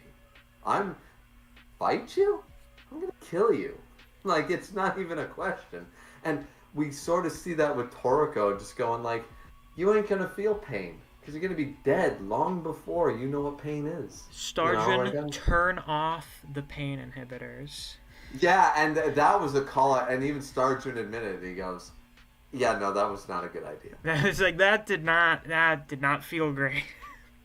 Like, when will people learn that all you have to do to appease Toriko is not waste, don't kill innocent Don't be people? an asshole without reason, and Toriko Yeah. won't have a problem with you. But no, Like, the anime it- villains can't do that. They have to be as No. obnoxious as fucking possible. Like, if they killed the, if Tommy Rod had killed the penguin parents and then proceeded to eat them, not saying he still wouldn't have been pissed, but it would have been like, okay, well, like, you should clap your hands, like, as he does, as we know at the beginning of every meal, he claps his hands together, all right, we're doing this. Then at the end of a meal, he claps his hands together in thanks. But he's like, you should be a little more thankful, but he might have been less prone to being like, I'm irritated, I'm pissed off. The fact of the matter is that they kill without need for food. And that's the thing that Ichiryu taught him when he was a young kid. And he's followed that way of life ever since. And when Yeah. he sees it, it's like when will the Gourmet Corps learn? Like, all you gotta do to literally not piss off Toriko is just don't mindlessly kill in front of him. Like, because the four Heavenly Kings are not directly going after the Gourmet Corps. It's not like a war right now. They just kind of keep running into each other by coincidence. Right, and it's sort of like, okay, we're running into you. Oh, we're after the same thing. Oh, okay, well, maybe we have to fight. Maybe we don't. Whatever. But the idea is that they're not actively going at you like, oh, God, you're Nazis. We're fighting a war. We're going to kill you. They're literally just going there like, hey, we're after this food too and stuff. And when they see the mindless slaughter, that's when Coco got pissed. That's when Sunny got pissed. That's when Zebra. That's when Toriko gets pissed. It's like, why are you trying to piss off the four Heavenly Kings? Like, clearly, for 147 chapters, that has not worked out well for you. So I just laugh at it. I really do. Oh, and on top of killing the penguins, then after his two companions get beaten, Tommy Rod was gonna like kill them or something, right? He was gonna have his insects eat them. And Yeah. Toriko is like, show respect for your friends for how they fought. Even though these guys are also assholes from Gourmet Corps who just spent like the last 5 minutes doing horrific shit to the other people there. Show them respect for how they fought. He's like, no, lol. And then Toriko, well, would I qualify that as beating the shit out of Tommy Rod? Because it's more like both of them tore each other apart to pretty equal degrees. Yeah. I would say, I would agree to that. I would say that too. The one 13, of the things, the stump punch. Was it 13 spiked punch with the fucking yeah. stump of his arm? It depends on your translation. Usually the spike punch is usually translated not in official viz, but it's the Kuga punch or the nail punch. But yeah, so it'd be the 13-fold Kuga punch. Yeah. I like the way that's. I really, really liked when. No, Daniel, I haven't read all of Toriko. I've read like a third of it. What we're talking about right now is pretty much everything up to 147. Yeah. When he hit. Oh, so if I remember right, like Tommy Rod destroyed his fist and he was like, haha, get fucked, Toriko. And then he hit him with the stump anyway, and then you had a whole page of Tommy Rod getting blown back by each individual punch. Yeah. Oh, that fight got so good as it got dirtier and messier. It just kept getting better and better. Yeah. Because those are the best kinds of fights. Like, the highlight of Adam versus Zeus is when it's just both of them grabbed onto each other and they're just fucking beating the shit out of each other. That's right. And that's all you need realistically in a fight. You need to see that aspect. You need the struggle. Right, exactly. One of the things actually also I wanted to ask you, Misc, was So when they went for the ozone herb, uh, they ran into something that looked like a GT And Robo. it wasn't a GT robot. It wasn't. So, what do you think that was? Well, I believe they explained it by now, from what I've read. It's these weird creatures called was it the Nitro? Is that what it was? Nitro. Yeah. Okay. They're See, pretty once again, I'm weird. not. They're pretty fucking strange. I have a feeling, based on that one chapter title, that they may be straight up aliens. I don't know. Yeah. Yeah. Yeah. I was curious because remember he even Toriko went like this thing is nothing like, and he was able to eat the ozone herb, similar to if you remember Ryu. Yeah, he did it after the fact. It's just like, all right, I see why this guy's the president. Yeah, and he can do it too because he can eat both sides so fast That it doesn't even that process that it happened one after the other. exactly, and so this thing can do it as well. So this nitro. Yeah, But they're the GT, fucking. They're literally okay. They did the whole Egyptian thing where it's like, oh shit, this got built like thousands of years ago and no one knows how, and that they can live for millions of years through what is it, cryptobiosis? Oh, this is something I mentioned earlier. What always happens to me is I learn about a new topic or I hear a new word or some shit that I'd never heard of before, and then maybe not within the same day, but relatively soon after the fact where it's fresh in my mind, I'll see it somewhere else. And usually in something that I'm already familiar with, and I'm like, what the fuck is going on? right. And that happened with the cryptobiosis, where I think that was the first time I heard the phrase was because of Toriko, and then I was reading something else and the term came up and I was like, oh god, it's this again. Yeah, well, what we know from it, it's a stasis. Yeah, you That's basically all it go is. into like a suspended animation. It's the biggest hibernation possible, where your body's just not doing anything, but you're not dead somehow. Right, right. So that's what these things go through, but the GT Robos are clearly modeled after these things. Yeah, I think they mentioned it seems like the Gourmet Corps may be working with them or something. I don't remember. Yeah. So that's the big mystery. Is like, are these things working with because it seemed to have no interest in Komatsu or Toriko It's like at I'm just all. here for my salad. I'm just here for my ozone grass. I don't give a shit what you guys are doing. Yeah. So maybe this thing is working with the Gourmet Corps. Maybe it isn't. And clearly the GT Robos are clearly based off of the Nitro. So what's going on with that? Like there's just there's a lot of mystery. What I love about Toriko is that it's still an adventure manga, but we have this for the entire story. We have this underbelly of a big battle between the IGO and the Gourmet Corps the entire time. And sometimes they get wrapped up in it, sometimes they don't. But it's still there. We know there's a big war brewing. Yeah. No, and the fact of the matter is that Ryu being able to do what the Nitro did that Toriko couldn't, it's like, well, this dude's a badass. Yeah, that's the way you show it off. Is that he just casually does something that this weird alien creature does, and he's a human, if you can still call people with gourmet cells human. Yeah, and he is as all of them are, like Setsuna, Jiro, Ichiryu, they are all technically human. Yeah. Yep. What did you think about the boss of the Gourmet Corps eating the century soup? That guy has a interesting design. I don't know. We'll have to see more of it. He is clearly the big spooky man, the big spooky demon guy. It seems like you have quite a few of those in Toriko. Yeah. It's interesting because the idea that holy shit, the century soup is like the best soup ever, and you can't help but have this big dumb smile on your face when you have it. And he's like, damn, that's pretty good. Anyway. Yeah. Either the dude is not very happy at all. The dude is in the biggest slump ever, or he has eaten like just about anything you can eat. So for him, century soup is like, yeah, that's pretty alright. It's pretty good.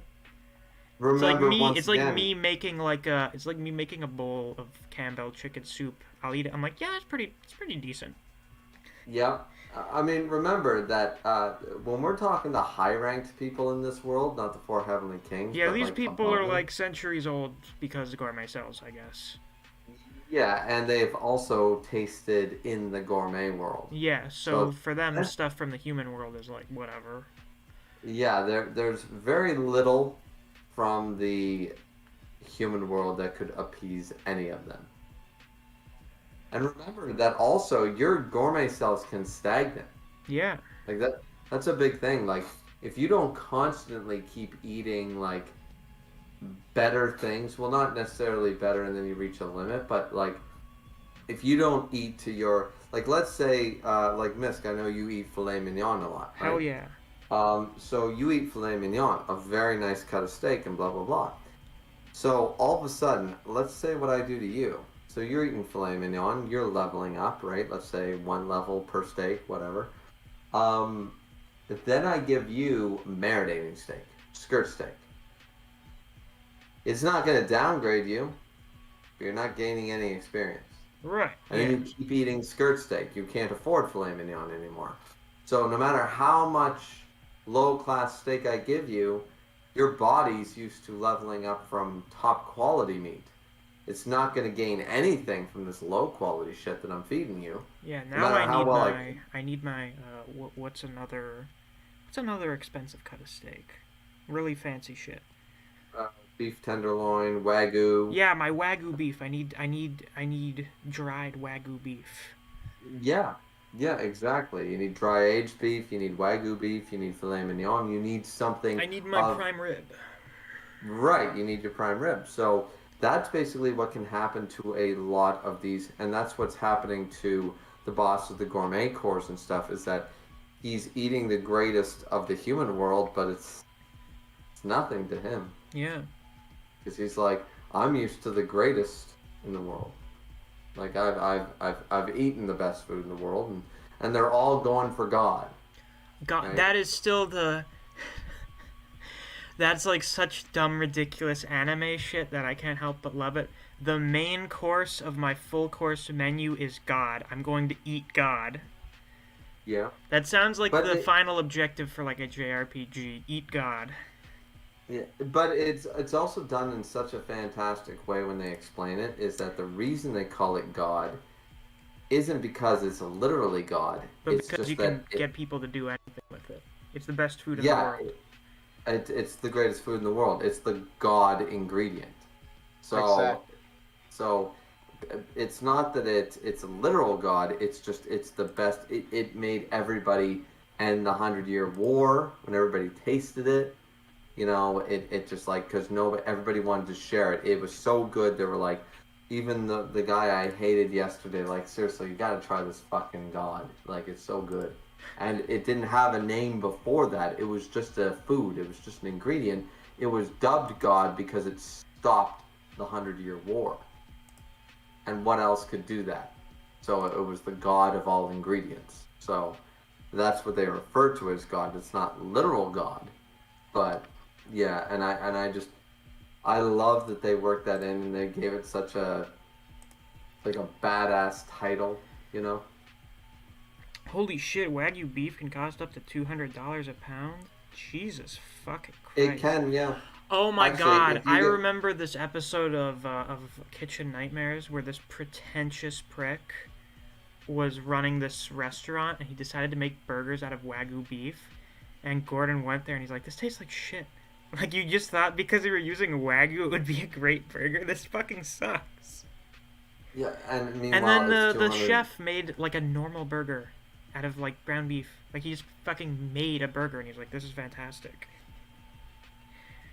That's so ridiculous. Like Wagyu beef can cost up to $200 a pound. For example, if I were to go and order a 6-ounce steak, it would be $220 right now Jesus. of Wagyu beef. I've never eaten Wagyu. I've always wanted to. I want to see is it really better than what I make at home? I don't know. You I've know? heard it's not as amazing as the price would make you believe it is, from what I've heard. And I've heard that too, but I literally, I mean, there's no way for me to actually judge. Until It's you've just had like it. the reason, right? It's the same reason that I had to read Naruto. I'm like, I can't properly tell you that Naruto is not that good Until until I I've read it. read Naruto. So And for I me, had to I read don't it. care, so I'm just not gonna bother. Well, there you go. There you go. You Uh, do you, but I just to mean, I clarify, can. so it doesn't seem like I'm some rich asshole that buys fucking filet mignon everywhere. Filet mignon's really expensive at restaurants, because, well, it's an expensive cut of meat. But here's the trick, and I mentioned this in my Q&A video for 1,000 subscribers, which seems so long ago now. mm, You go to Costco. You get a Costco membership, you go to Costco and you buy shit in bulk, so you only have to go grocery shopping like once a month. You get a whole cut of beef tenderloin, like the whole fucking thing. And you take it home and you cut it up into like 15 steaks and you vacuum seal them. So then you have steaks for like a month. So then you just eat filet mignon like once a week. And if you I think it's normally like $120. So maybe a bit more. So each individual steak's only like $10. It's just you're buying steak in bulk instead of getting like one of the like the saran wrap packages you get at the grocery store.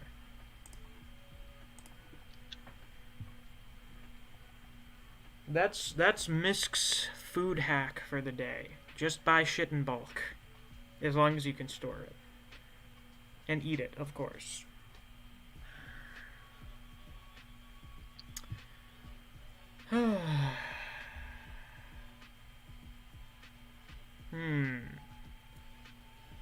I will take this opportunity to get into the chat. Let's do some fucking jujutsu discussion, whatever. What are we complaining about here?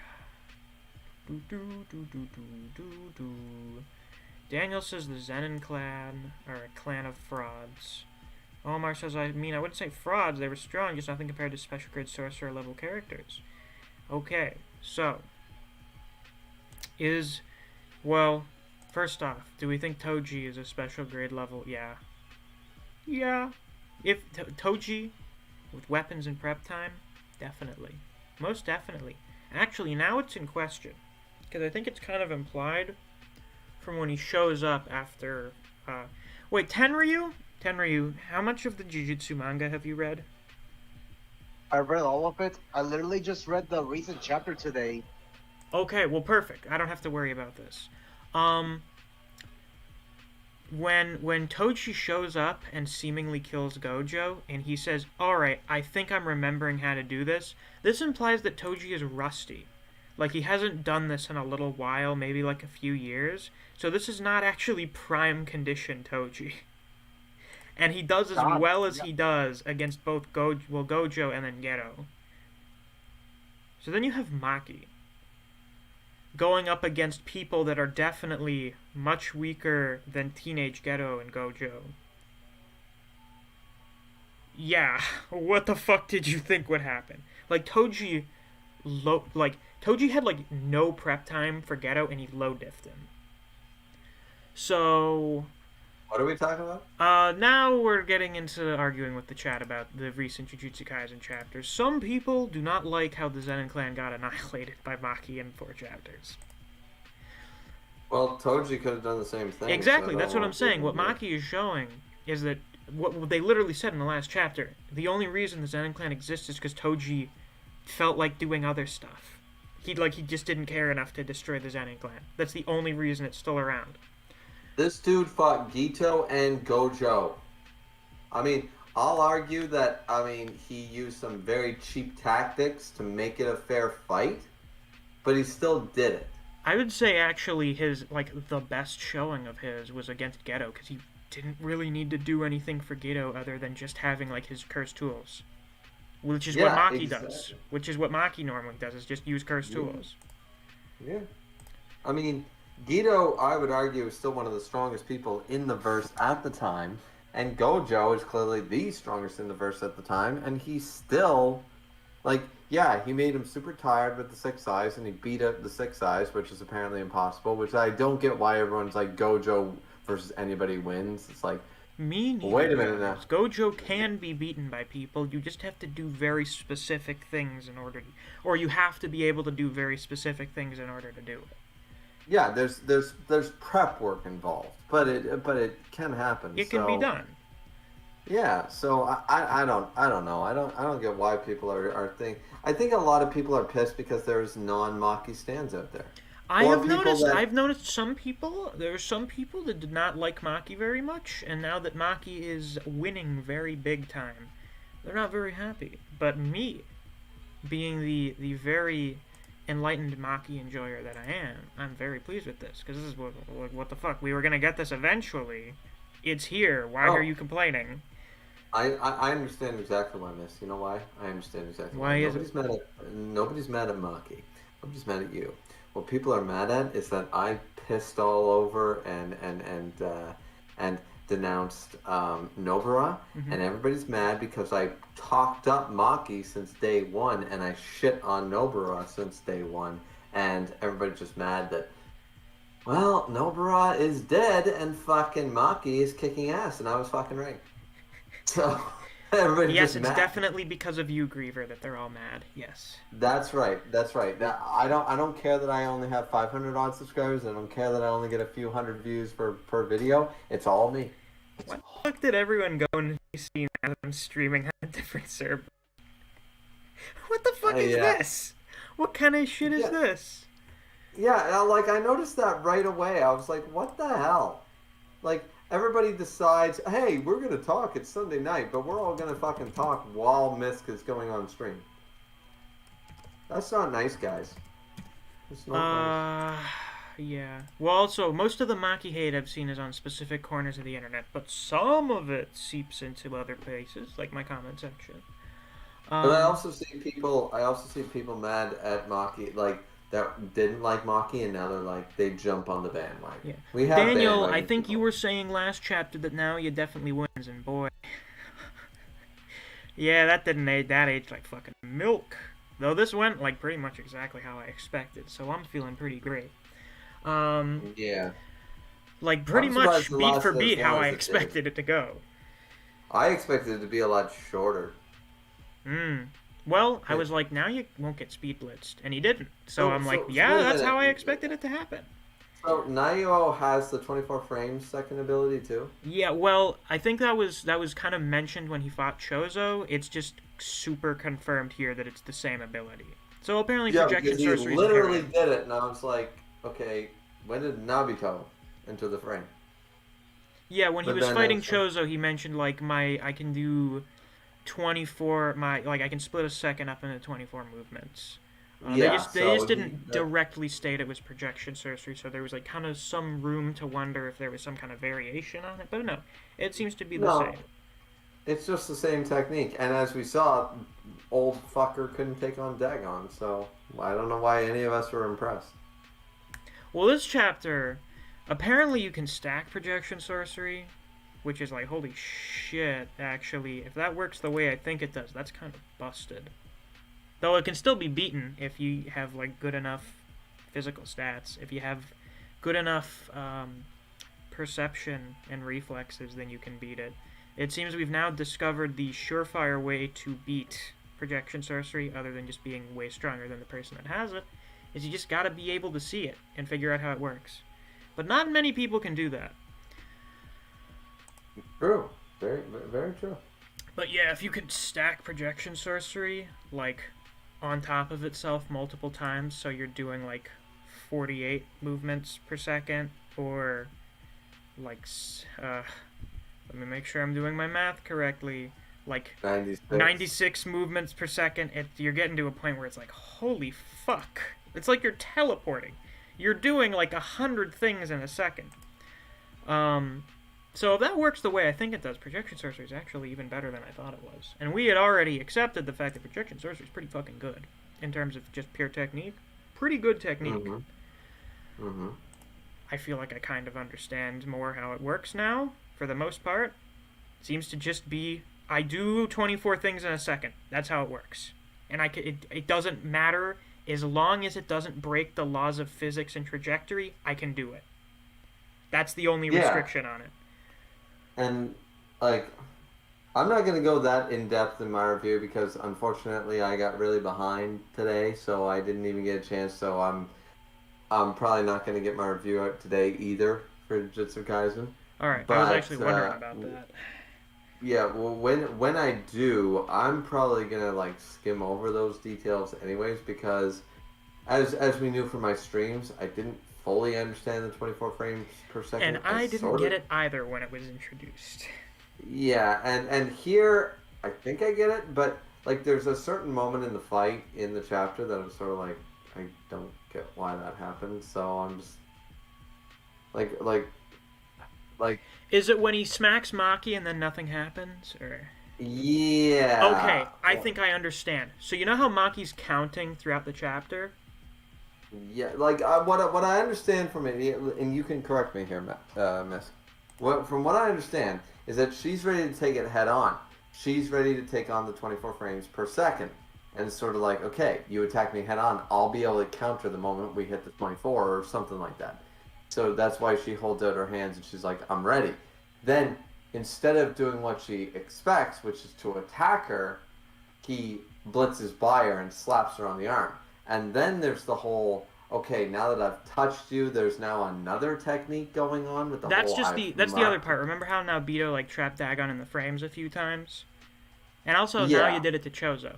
So if you get hit with the technique and you don't abide by the rule, that's when you get frozen. Now that Maki's figured out how the technique works, she's like, alright, I'll abide by the rule, and it won't work on me. And because of how fast Maki is now, she can do that. Yeah, but what I couldn't understand then is, so did she, because, is it once again just like before, because she's actually faster than 24 frames per second, that she just breaks through the technique and it doesn't matter? It seems to be what it is. The reason people get trapped is because it's not possible for them to abide by the rule. So for Maki, who is able to do that, she's able to not be affected by it. Yeah, because it's supposed to be, you're going to move in every frame, you're going to move this way. If you don't move in that way, like at frame number 17, you're going to get frozen. Yeah. And that's the way it works. But it seems like, from what I understand, it seems like if you are faster than 24 frames per second, then this technique basically means shit. It seems to, like, at least the offensive use of it instead of the buff use of it doesn't really work. I think we discussed this not on stream a while back, maybe like a month ago. Basically, if you're slower than the person with projection sorcery, you lose. If you're faster than them, you win. I feel like that's basically the easiest way to sum it up. And Daniel actually says, is it because she didn't move? And I would argue that no, because if you, like, because remember, once you slap someone, you give them the 24 frames per second, they expect you to move in something they have decided. So if you don't move, you're still frozen. Gege, can we please get a volume extra explaining how this works in detail? Yeah, like, seriously. Can we please? You've done this a few times for other things. Can we please get a volume extra? Yeah, because I've heard Misc, I've heard who's that guy you send me to that does the discussions or whatever? Maddie? Maybe. Anyways, I've listened to a lot of people that talk about this, and at the end of the day, I've been on Reddit, and nobody has a consensus. There does not. It seems to be a vague enough description that not everyone gets it. So can we please get a fucking data book or a volume extra explaining how this shit works? Yeah. I mean, the next volume should have this in it, so hopefully we'd get that out of it. Like, we need the actual definitive explanation that if you can move faster than 24 frames per second, then the person who installed the 24 frames per second on you, which is what happened, now you slap Maki, and then she speed blitzed him anyways. Because I would argue that she moved at 25 frames per second or whatever, so the technique didn't matter. But we need that in story. I need that in lore. Because then otherwise, nothing's going to make sense, you know? Oh, well. Oh, and I think this week's author comment confirmed the thing last week was Gege didn't finish those pages. It wasn't an artistic thing. So that'll get fixed in the volume release, I guess. Woohoo. See, more people complaining about things. It's mostly Daniel saying he doesn't like this shit, because the Zenin clan were losers, pretty much. Well, Which a lot of people are mad at, but once again, this is a transition arc, people, and yeah. if it's only going to go for 300 chapters, I mean, Well, I guess we're some at... people didn't want it to just be a transition arc. They wanted this to be like its own thing. They wanted this to maybe be like a Goodwill event length thing about fighting the Zenin clan. People, and I will say to the people right now, I'll say, remember, this is a story about Sukuna. At the And end of the Yuji. day, It's about Yuji. it's about Yuji, it's about Sukuna, it's about Gojo, it's about Tengen, and Kenjaku. Maki is a side character, and the Zenin Maki are side is a characters. Yeah, the fact that we've gotten 3 chapters dedicated to a side character. Well, now She's we're not at even 4. in the Now main we're at cast. 4 chapters. Yeah, 4 chapters based on a side character. Potentially, maybe 4.5. I don't know, depending on what happens next chapter. Yeah, you know the first time Bleach did that? I believe it was Turn Back the Pendulum, and that was 400 chapters in. Be grateful you're getting a fan favorite character. Trust me, I like Maki and I like what's going on. But the fact that people are bitching about the pacing on a side character, listen, you'd be lucky that we got this at all. Because she's not, like, I like Maki, but she's not a main character. The main characters are Gojo, Megumi, Yuji, you know, like, this is the main cast. It's only 4 or 5 characters, and Maki ain't one of them. So we're getting a lot of focus on a character who is a side character. You know, and I think it's great. Yeah, I'd like it a lot too. Did you mention this last week about how because of the Yaga thing, a lot of people are saying now the pacing is fast when really the pacing has always been really fast in Jujutsu. Like, when did we have a fully fledged training arc? Fucking never. It's always just been get into the action arc. And I do argue, like anybody who wants to say that the Yaga stuff went too fast, I agree. I don't think anybody would disagree. Yaga deserved more than 1 chapter of let's explain away his entire story in 19 pages. Yeah, I think if they did like 3 chapters out of that would have been a lot better. The same thing that we got from Maki, we should have gotten for Yaga. And you still could have had him die by the end of it, and I would have been relatively fine with it. You should have had like more build up to it.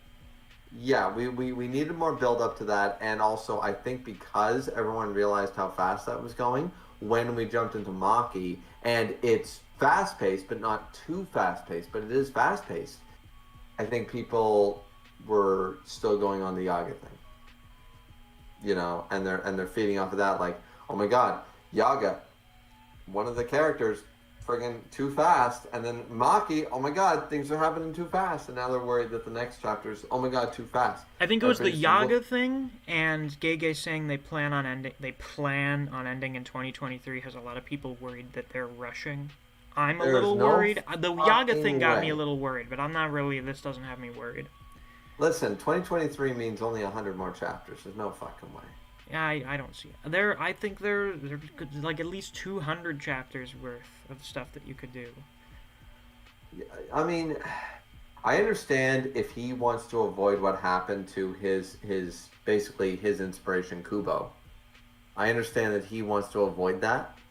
He doesn't want to end on a bad note. But that doesn't mean you should end the story shorter than you have to. Right. You can make a long story. You can do a relatively long-running manga as long as you know what you're doing. Listen, Kenjaku has been around since the inception of the story, just like Aizen. Yeah. If he wants to end it at Karakura Town and not do the Quincy arc, let him do that. You know what I mean? But I don't think he can do it in 80-odd chapters. Yeah, it really depends on what's happening with the Calling game. Because, like, I could see it being the last arc, but it depends on what happens in it. I can see it being the last arc, but at the same time, I would argue that I would agree with the fans' concerns that it's too fast. 80 chapters would be too fast from now to the end of the series. Yeah, I agree. We gotta hit like 250. If you do like 250, get another 100 chapters, you could probably do it fairly well. Yeah, I give it about 200, just under 300. Yeah, I would like for just under 300. What the fuck would I do if in only 3 years this series is over? What the fuck am I supposed to do for videos? We got a lot of people talking in the chat here, miss. We do. Jesus Christ. Daniel, what are you still complaining about? The Zenin were underwhelming. They shouldn't... Basically, to sum it up, the Zenin shouldn't have been fucking obliterated in 3 chapters. I don't know. Because actually, It makes may not sense realize given the power this. scaling. We may not realize this. It's brought up like very early on in the series. There are not a lot of Jujutsu sorcerers, so the Zenin clan really would not be huge. They would not be that big. Like there are probably only like 1,000 Jujutsu sorcerers in Japan, maybe a bit more. There are not that many. So for the Zenin clan to get beaten by someone on Toji's level, I'm not that surprised, especially if like special grades, if they don't have any special grades, we already know who the special grades are. They're not affiliated with the Zenin clan, so you're only gonna have Toji like grade 1 Toji people. with curse tools was one of the top 5 in the verse, and now everybody's bitching that Maki, with her soul back, with a curse tool on the level or better than what Toji had against Gojo and Gito, is And also, people. like, do you guys think that any of these guys are stronger than teenage Gojo and Geto? Fuck no. I mean, Yeah, they already like, said when they were teenagers, they said that Gojo and Geto were the strongest. Yeah, when they were teenagers, they were the top 2 in the verse, and Toji made them look like shit. So this chick, who, yeah, I think people are just butthurt because they don't want to say that she's Toji at this point yet. Yeah. Fine. Like, But I would she's be still- a little, you know what, she's I still get the it. next one. I'd be a lot of people are saying she's like the next Toji. A lot of people are kind of resistant to say that she's Toji 2.0. Because I kind of get why. Because when you're like, oh shit, this character just became like top 5 in the verse currently. Like, of current active characters just became top 5. Maybe? I don't know. Like, if you don't count Gojo, if you don't have Gojo, maybe, depending on what's up with Hikari and Yuki, maybe she's top 5, probably top 10. It's probably just because it's a really big power jump from where she was. But, like, we've been building up to this since, like, almost a year ago. Like, as soon as Toji entered the Dagon fight, we were setting up for this. Actually, no. Maybe even earlier. Like, maybe you could argue, like, as soon as Toji was introduced as someone who was like Maki, we've been setting this up.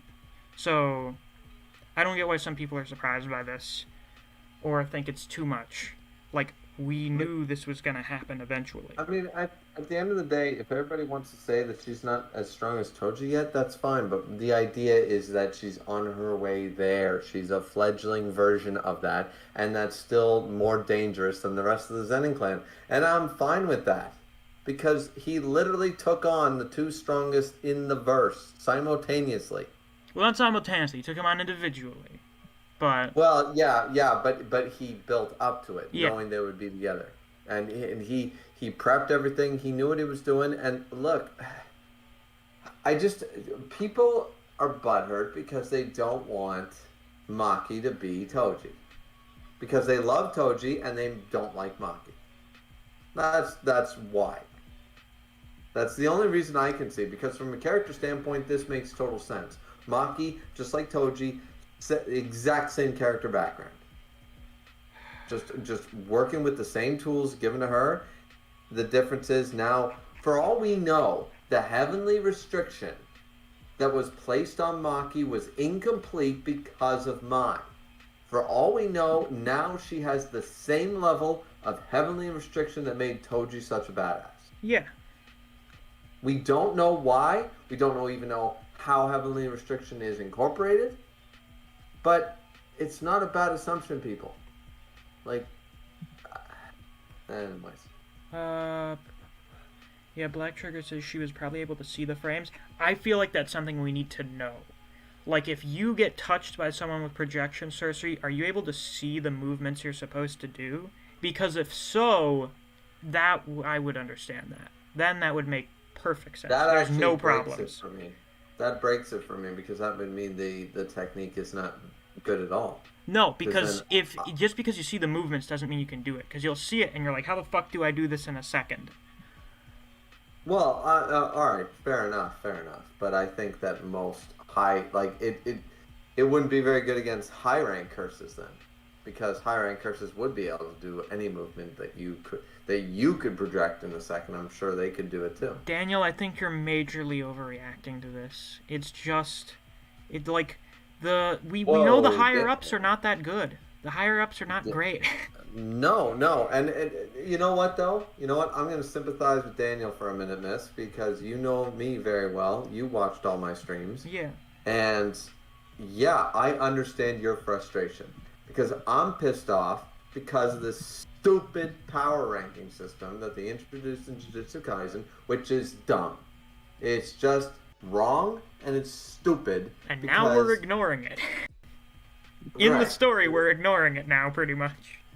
Yeah, at this point in the story, it's sort of like power levels in Seven Deadly Sins, power levels in Dragon Ball Z, power levels in everything else. At this point, they were introduced, they were stupid when they started, and now we're ignoring them at this advanced part of the story. And yes, did it ruin some fights? Sure, that's why people love Shibuya arc, because they got past that. I didn't. I think Shibuya is the 4th best arc, maybe. But there are better arcs. Hidden Inventory is better. Volume 0 is better. Goodwill is better. There's way better arcs in the series than Shibuya, because Shibuya faltered because it was the transition arc between here's our power ranking system and here's where it went out the fucking window. And it happened in the midst of that arc. So I understand why you're upset. I was too. I was like, this is bullshit. How is a Supreme Grade 1 fucking sorcerer getting his ass kicked by a dude who's 6 Sakuna fingers? What the fuck? You know, this makes no sense. This special grade tactic is bullshit. You know? They didn't even told us that. So I understand exactly what Daniel's coming from, but at the end of the day, it's gotta write it. Assume that don't go off the title anymore. Yeah. Marcos says to be honest, special grade means nothing. Special grade basically just means you break the rules. The rules of how things work don't apply to you. Right. That usually means you're broken because the rules are important.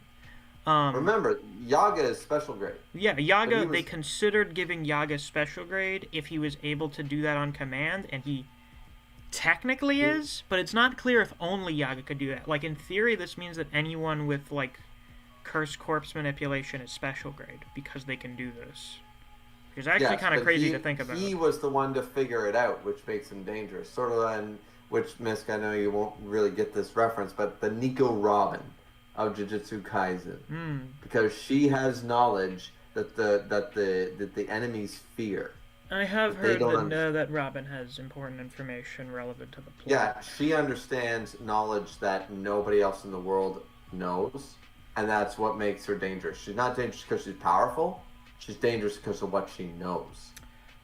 Sort of like a serial killer's victim that got away. Yeah. She's more dangerous than anybody else to crumbling an empire if she could admit the president made me do it or whatever. If she's got some black ops information, holy fuck. Yeah. And that's what Yaga had. Yaga basically had military grade secrets, and that's what made him special grade. Yeah. Marcos said, to be honest, I think Toji's overrated power-wise. He beat a young Gojo and Geto with prep time who are not near their prime. He beat Gojo with prep time, and Gojo wasn't near his prime, and Geto wasn't either, but he basically beat Geto 1v1 without really any bullshit. Yeah, right, and he dominated the fight, and the only reason he lost to Gojo is because he didn't cut his head off. Pride. Yeah, pride. Yeah. Pride is what got his ass. Literally, if Toji decided to not listen to his instincts, he wouldn't have died. He could have just left. No, he wanted to humiliate the best of the Jujutsu sorcerers. You know what? It's time to talk about Toji a little bit. I see people... Daniel... I think you're overreacting a little bit. Whatever. Yeah, my original top 10 strongest characters video, that did not age well. We'll ignore that. Don't watch it. Thank God my power ranking video, which is much more, well, it has like almost all the characters. I didn't agree with your power ranking video, I remember. I know. You had a few you didn't agree with. Yeah. But actually, I'm much more confident in that video. Misc had about 80% of it right, guys. So I'm much more confident in that video. A lot of it was based on characters really not having feats at all. Yeah. Yeah, Well, I'm much more Mi- happy Misc with and that I- video than I am with my top 10 video, so thank God that one has way more views. Well, Misk and I also agree on one thing, that a lot of people base power scaling on feats. And Misk and I both recognize feats, but we also recognize circumstance. Yeah, Because, for me, the example, way I we do ha- power scaling is I'm like, how strong is this character, like, relative to everyone else, okay? How did they do against this guy? Oh, yeah, he's pretty alright, then I guess we'll put him there. That's how I do power scaling. Yeah, and there is another level of power scaling, which I know Misk and I agree on, is like, you guys think that, so we haven't seen Hikari, we haven't even met Hikari. How do you guys want to rank Hikari? Huh? I don't even bother with it. There you go. But if you did, what would you base it on? Fucking Would you nothing. base it on, the words of Gojo and Yuta?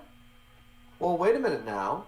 I thought we didn't base power scaling on words. Wait a minute. Holy shit. Now we're into a whole thing, because I've gotten into many debates, Miss knows this, about Yuta. And Yuta, as far as I'm concerned, is top 3 in the verse, right behind Gojo and Sukuna. But people argue that, and they're like, you have no basis for that. And I'm like, I have the basis of the word of literally Sukuna, Gojo, and Yuta himself. The top 3 in the verse have confirmed that this dude's fucking dangerous. And, by the way, he kicked the shit out of Yuji, your favorite main character, guys. So Everybody's favorite main character, Yuji. Yeah, so what I'm trying to say here is that it's impossible. Like, when I power scale, I use a combination of feats, but I also speak the words. Because Yuta, for example, said that Hikari is stronger than him. Sometimes. Maki said he's lying. Yeah. So, like, So whose opinion do you trust more? Right. Who do you believe? Well, apparently we can't trust Yuta, because Yuta said, I'll do what I can against a 20 Sukuna finger. Sukuna. But, so we don't take that into account. I'll do what I can. Everybody else would say, fuck, how am I supposed to fight that? But he says, I'll give it a go. Everybody denounces that. But then they say, oh, Hikari's clearly stronger than Yuta because Yuta said so. So everybody's going to ignore Maki? So, once again, this is the problem with power scalers. You either take all the feats and all the words at face value, or you don't. Yeah. So, like, that's why Misk's video on power scaling, I disagreed with some of it, but for the most part, that's why I gave him a strong 80+% is correct, because Misk does not do that. Misk, I know you do this. You take just everything at face value and you just go, well, It's true, I take many things at face value. yeah, and you just go, okay, well, this is what I've seen, and it's not just feat based. You also, like, you do what I just explained. You also take, well, Gojo said this, so I'm gonna trust that Gojo knows what the fuck he's talking about, you know? So, Yeah. Yeah. Marcos also brings up a good point. To be honest, people have to realize this era is fodder, except for, like, Gojo compared to the golden age of sorcery. Yes, I feel like in hindsight this Maki thing is going to be important. You know why Maki got this power up now and is fucking walking over the Zenin clan? Because the calling game is going to be filled to the brim with golden age sorcerers. So the most of the good sorcerers in this era are fucking garbage compared to those people, because it's the golden age of sorcery, where I think in the fan book, Gege said Sukuna was not, revered in the same way Gojo is in the current era, because the power gap between Sukuna and other people in his era is nowhere near as great as it is between Gojo and other people in this era. Back then, people were top tier everywhere. Like, you had top tier sorcerers fucking dime a dozen. So we're going to be getting into a lot of really strong new characters for this arc. We had this, and we have this in almost every manga. Yeah, everyone Bleach, from the past is the biggest badass ever. Toriko, One Piece, they never touch, the main cast is never that strong. Oh, Luffy is never going to be as strong as Roger. Toriko is probably never going to be as strong as Ichiryu. Ichigo is never going to be as strong as Kisuke. You know, like these things, like the strongest of the past are just the old generation is always the legends, and they always stay the legends, right? I think So, Ichigo's stronger than Kisuke, but I haven't reread I mean, Bleach recently. So. well, I will argue he might be stronger, but Kisuke, remember, he's got 1,000 Yeah, Kisuke planets. could always think of a way to beat Ichigo, and it would work. Yeah, remember, he would just figure out a way to beat Ichigo. It's not about strength. Remember, you showed me your attack more than once. Are you kidding me? I know 3 different ways to defeat that attack now. And Ichigo has 2 moves. So, Ichigo has 2 moves. So, I mean, at the end of the day, Kisuke would probably kick the shit out of him. He has his Getsuga Tensho and normal sword slash. Yeah, let's be fair here. Kisuke Urahara did believe that he could not beat Juhobak. He entrusted Ichigo to deal with it. So he's pretty much admitting that Ichigo is greater than Urahara in combat power. He also didn't go to the Soul Society to confront Aizen himself. So yeah. But in the end, it all worked out because of Uryu's dad. Yeah, exactly. Yeah, Urahara has been there since the beginning. Urahara's best. But anyways, yeah. What the fuck were we gonna talk about? Oh right. We were gonna talk about Toji a bit, cause my Toji discussion video is the most popular video on my channel, and I actually have some issues with some of the stuff I said in it. I can't really think of all of it off the top of my head. But Griever, you seem to talk a lot more favorably about Toji these days than you did during your initial read-through. What happened? Well, first of all, I was really fucking drunk when I did the stream where Grandma blah blah blah brought up Toji, and I was like, I don't even know who this fucking is. So. Oh right, yeah, I remember that. No, do you know what was funny? I don't know if I brought this up, but during the read-through, I didn't even fucking process that was Toji when he got resurrected. So then when he came through Dagon's domain, I was like, holy shit, how is he here? Because I didn't even realize it was him. Yeah, I didn't realize it until he offed himself in front of Megumi. I think I brought it up to you in a previous... Because I think he came back, and then he showed up again in the next stream. So I think a few of us brought it up in the chat, and you were like, oh right, it's Toji. Because I think instead of Toji Fushiguro, everyone says Toji Zenin. So then in your brain, you kind of like assume it's a different person. It was sort of like, remember the whole Megoro... Yeah, you mixed that. I think that was also because you were tired. And drunk. My god! And I was just like, I've been streaming for 4 hours. I was half in the bag, and I was overtired. And then I'm reading this, and I'm just like, okay, this means the same word. And I was like, no, it's not. So, anyways, I make mistakes, but that's the fun of a live stream, right? Hell yeah. So I mean, that's the fun. But the reason that I initially disliked Toji was because the comment about, sorcerers. Yeah, that was the big point. Now, I understand his reasoning, because I'm a fan of Maki. I understand. But the difference is that he went off and killed an innocent girl. Yeah. That's what bothered me completely, so I didn't care about his tragic past. I didn't care about his bullshit, because I was rooting, because Gito and Gojo, they were sitting there, and then they were going, we're like, fuck Tengen, which, by the way, we've met him. Fuck that dude. Seriously, fuck that dude. And it's like, so I still hold to that. To this day, they're like, you know what? No, it's not fair. This poor high school kid, it's not fair. We're going to take you away. Trust me, Gojo can kill everybody in this room. No problem. So we're going to leave. We're going to protect you. And we're going to hang out on the beach for the rest of our lives. And I was all for that. She is one of my top favorite characters in. Rika is one of, well, not just Rika, but what's the Star Plasma? Riko, or Amanai. What's her name? It was Riko Amanai, and I was kind of similar. Riko. So you could call her Riko or Amanai. Yeah, Riko. She, honestly, the Hidden Inventory arc is my favorite arc. And the reason is, in no small part to her character, she's the whole, I'm gonna be the sacrifice for the crazy cult, and I'm fine with it. But in the end of the day, I'm she's really not not. okay.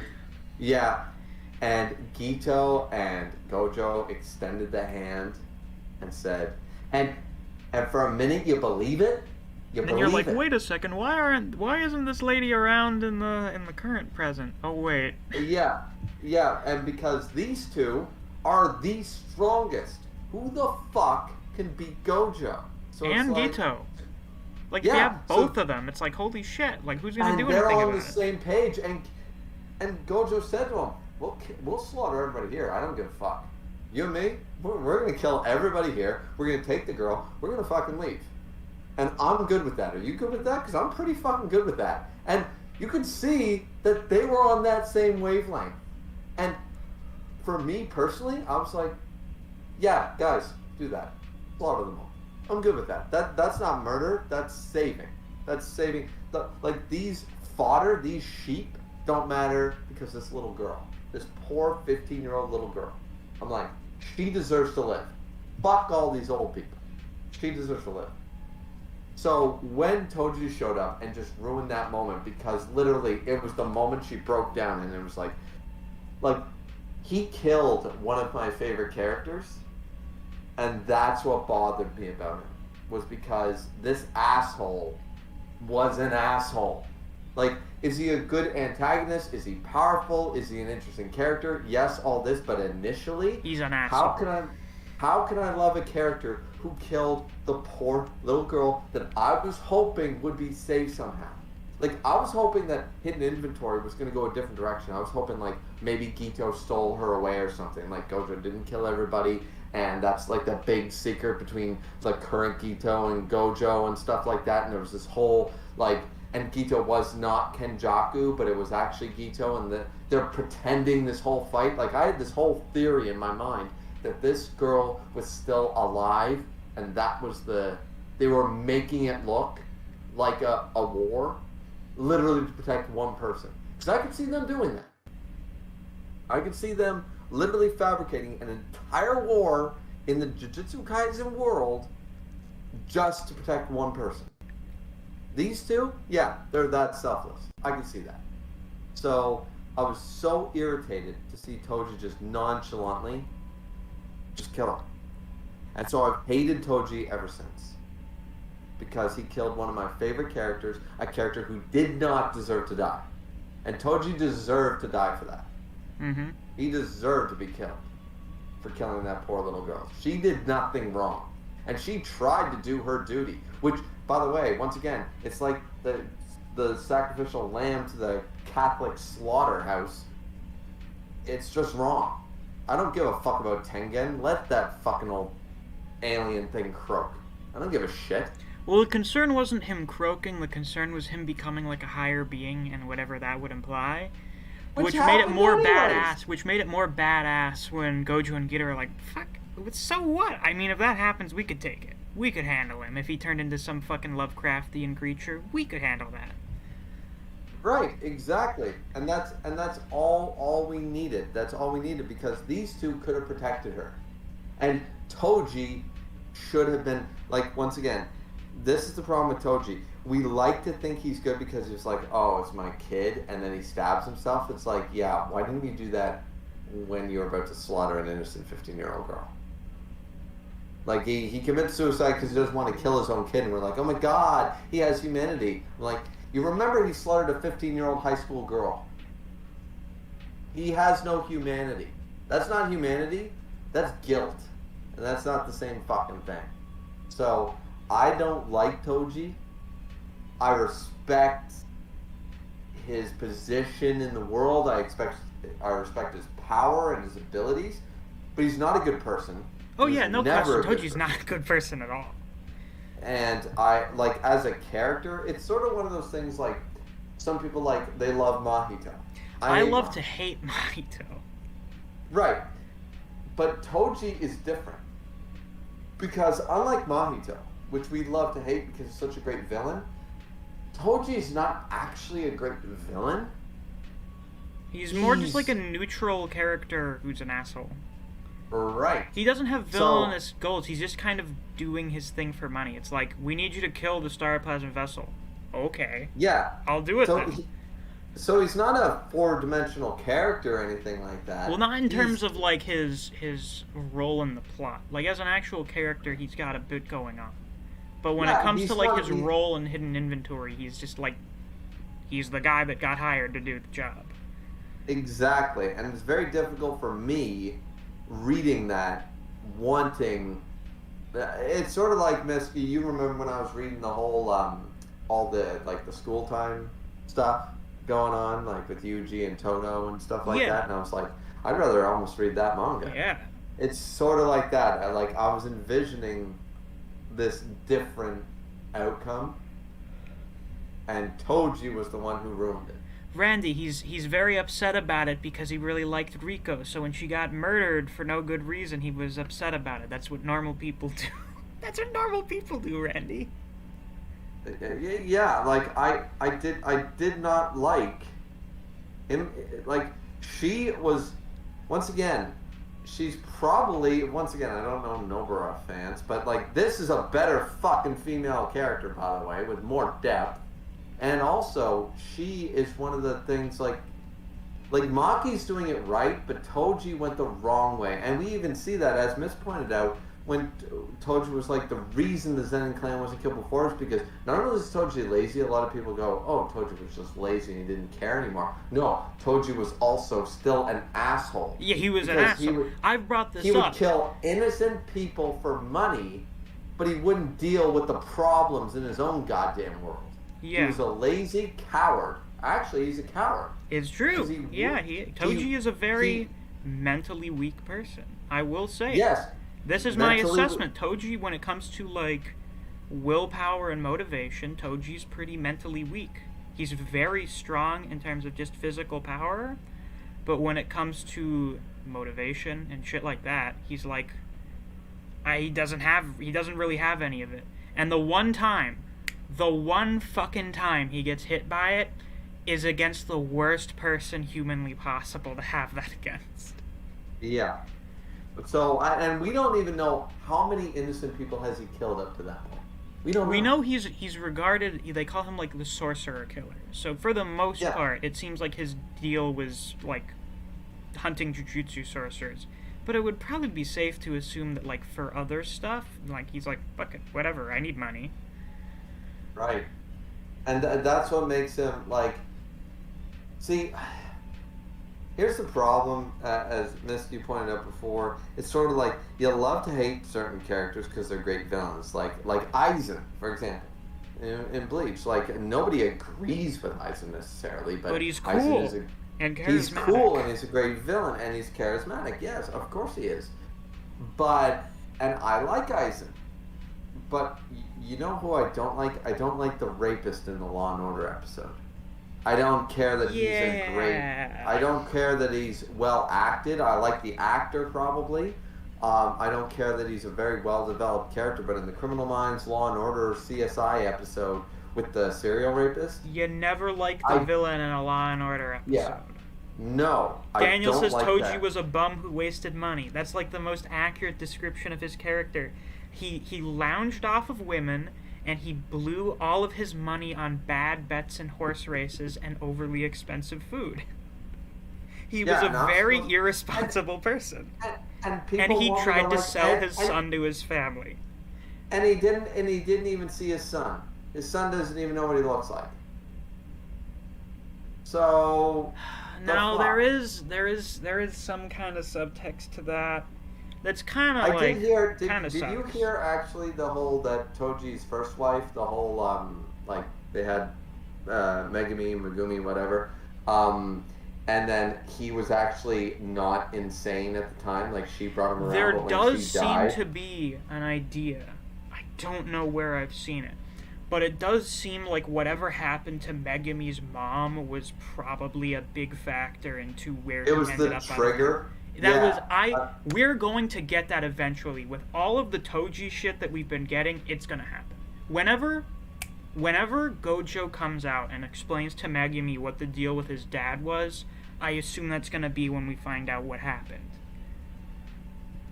Yeah, absolutely, absolutely. Um, Um, you now, can get to the chat because there are so many at me's, oh but yeah, it was Griever. Who's talking to Griever? Daniel says Griever slandering Toji Lamau. It's not slander. I mean, what he's saying is accurate. yeah, Um, Marco said, I agree. People don't understand Toji, especially his. I don't know what you mean by that. Listen. I understand Toji, kind of. Look at all the other terrible people in the Zenin clan. You know why Toji's such an asshole? Because his family were fucking terrible people who were awful to yeah. him. Like, even Which more which awful than they probably were to the other people. which once Um, again, like I like Jinchi. I Jinichi. actually really he was my fucking thumbnail for the last chapter. Even though he I was also like, yeah, I'll have my niece murdered. I guess she would be either his Yeah, niece he's or an his asshole too. cousin. But at the end of the day, remember he's still a dickwad. Like Toji might have a cool design and everything, but I just can't forgive his character for killing. I I can't. I'm sorry, guys. Toji is all never gonna be like a fan favorite character for me. Sorry. Um, Daniel said Toji couldn't take care of Megumi, so he sold Megumi to Naobito. So Megumi. Okay, so in addition to being like a very weak-minded person, Toji does not seem to like value himself very much at all as like a person. I mean, other than like the money stuff, he doesn't seem to think very highly of himself because when he was negotiating with Naobito to like sell Megumi to the clan, he was thinking to himself that Megumi is someone with potential, so he would actually have a future in the Zenin clan, unlike me, who has no potential and would not have a future, even though we've seen that's fucking bullshit. Well, I guess for the Zenin, he wouldn't have any potential. I guess that's what he meant. Toji, that seems to all be the shit from the Zenin clan, where they're like, you don't have any cursed energy, you're a fucking worthless loser. That seems to have actually rubbed off on him, and he kind of actually sort of believes that. Which is why when Gojo doesn't die, he's like, are you fucking kidding me? You are the embodiment, you are the epitome of all of the shit that the Zenin clan value. So I'm gonna fucking kill you to prove how full of shit those guys are. And that didn't work out very well for him. No, but also you also have to remember the fact that we don't know how heavily restriction is applied, but we do know it's applied by Jujutsu sorcerers. Well, we know heavenly restrictions applied at birth. That's what we understand. Is it's just something you're born with. It's not clear. So, I think it's not applied by a person. You're just born with it. Like Mekamaru had heavenly restriction. He was just born with it. That's the other thing. We don't actually know. That's the problem with heavily restriction. We don't know how it happens, why it happens, and who applies it. It's almost like a natural phenomenon. It's like a birth defect. Yeah, so because and this is why a lot of people are mad about the whole Maki comparison to Toji is because Toji's the only one to literally zero cursed energy. Maki apparently her heavenly restriction still has cursed energy. I think it says now. I think it said now she's devoid of it because Mai said I'll take all the cursed energy with me, so now you don't have any. Right, but at the time, yeah, at the time, because it seems like her restriction was incomplete. Right, exactly. But yeah, I think Toji has a decent amount of depth to him. I really like him, mostly because I just think he's kind of cool. I am a sucker for the weapons master guy in the setting where everyone is a magic user. I'm just easy like that. If you're that guy, I'll probably really like you. You got anything to say, Tenryuu? So far, no. Cool. Yeah, Misc is just trying to catch up with the chat, and that's all. Sunny Grom, what's the best lines in Kengan? Yamashita's whole fucking monologue from the end of the tournament, like the last chapter of the championship round, is the best any part of dialogue in the series. Randy says, Toji to me is meant for you to hate and love him at the same time as far as writing-wise. Like, you hate him because he's an asshole, but he's also entertaining. So, yeah, I guess I kind of see what you mean. Joel says, can current Maki beat Megumi or Chozo now? Chozo? Fuck yeah. Megumi? If Megumi has a complete domain expansion, there would probably be issues. There would be trouble, probably, if she got caught in that. Marco said, I agree with you guys. I was trying to say Toji stans don't understand him. Oh. I feel like there are a lot of Toji stans that maybe don't. I don't know. There seem to be a lot of people that... No, I think there are a lot of people that overestimate how much he actually cared about Megumi. I think he cared enough about Megumi to want better things for him, but he didn't think that he was the person to do that, which is a very irresponsible thing as a parent to do. It's like, it's your kid. Unless you are like unless you are literally physically fucking incapable of taking care of them, the best place for your kid to be is probably with you. Certainly not the family that fucking abused you for your entire childhood. Yeah. So there was a level of caring. I don't know if it's any more than that of an average parent. But I don't think it's as great as a lot of people make it out to be. What I really like over the last few months, we've gotten a lot of fan art, mostly from one person, of, like, Toji actually being a fucking parent, and being with Megumi's mom, and it's all really nice. It's all really good stuff. It makes me very happy every time it shows up on my timeline. I'm a big fan of it. And if we got to see, if we saw some of that in the actual story, it might make me feel more sympathetic to Toshi, but yeah. Since it's all fan art and it's not real. No. Oh, well. Only in another life, in another timeline, as Band would say. Yeah, exactly. Also, we have gotten cool art of him wearing the Kukuru Squad outfit, like the Shinobi outfit. He actually looks really fucking cool in that outfit from the fan art I've seen. Mostly because that's always a cool look. Yeah, I used some of it in my review. I have it linked in the description, because now I'm just going all fan art. I'm not even fucking bothering putting panels from Shonen Jump series in my videos. Yeah, that's the right way to do it. Yeah, Shueisha can go fuck themselves. I'm just gonna use fan art. Yeah, no shit. Actually, I was gonna say that the Culling game, honestly, so many people are stoked for it, and I really think it's gonna be a bad arc. You think it's gonna be a bad arc? Yeah, or a decent arc. It's not gonna be great. I think it really depends on what it is. It entirely depends on what exactly happens. Because it seems like a lot of the stuff we're getting right now is basically build up for it. Everything characters are probably going to be doing for the next 20-ish chapters will be build up for the Culling game. My problem with the Culling game is I feel like it's too complicated. Got too many rules. Oh, we're just gonna have to see it in action. I think that's what it is. We're just gonna have to see it happening in motion. But I think what they're trying to do is the Culling game is basically like Katakura Town or the Fourth Shinobi War or something like that, but they're trying to do it in their own Jujutsu Kaisen sort of way, and I think they're adding unnecessary rules to the game. Like a lot of people tell me that Greed Island isn't that great, and it's sort of feeling a little Greed Island-ish to me. I'll see what happens when we get there. I thought Greed Island was Greed Island had some moments that were really good, but for the most part, I was just like, this is not the kind of stuff that I find particularly interesting.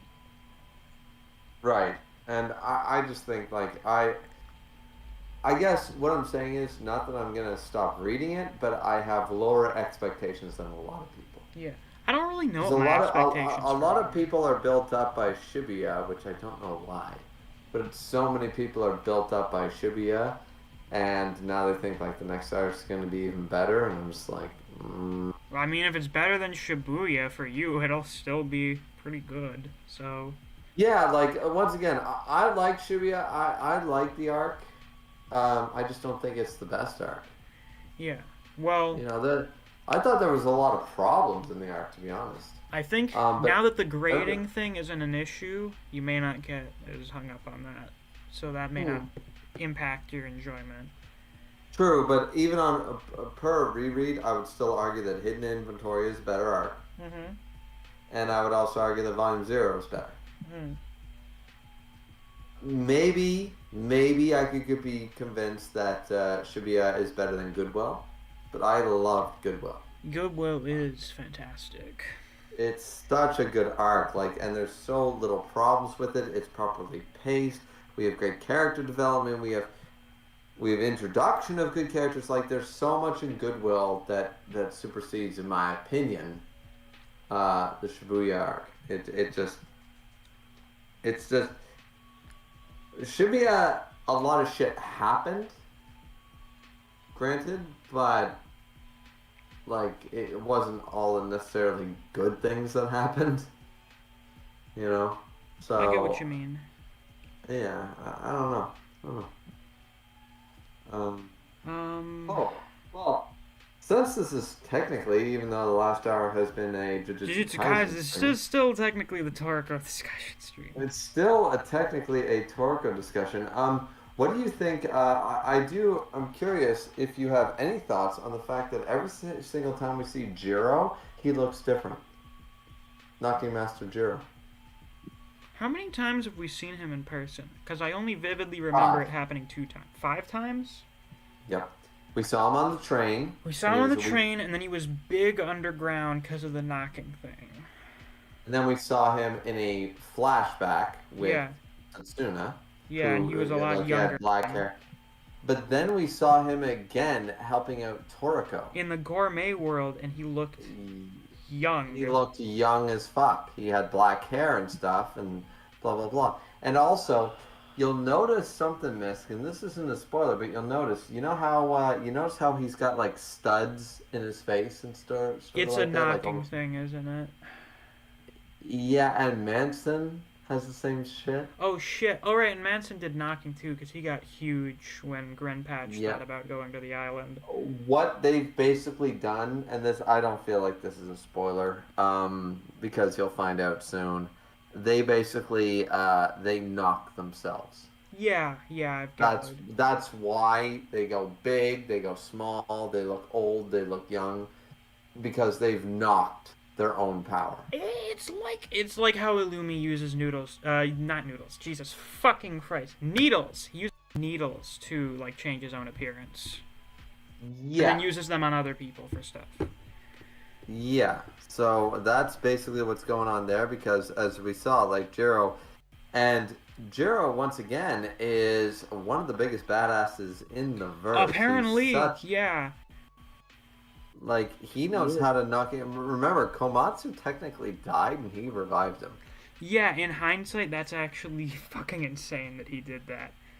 Yeah, because Coco saw the shadow of death on him. Yeah. It's shit, he's gonna die. And then, but we had a difference because Jiro showed up. And when Jiro showed up, it was well, all bets are off now.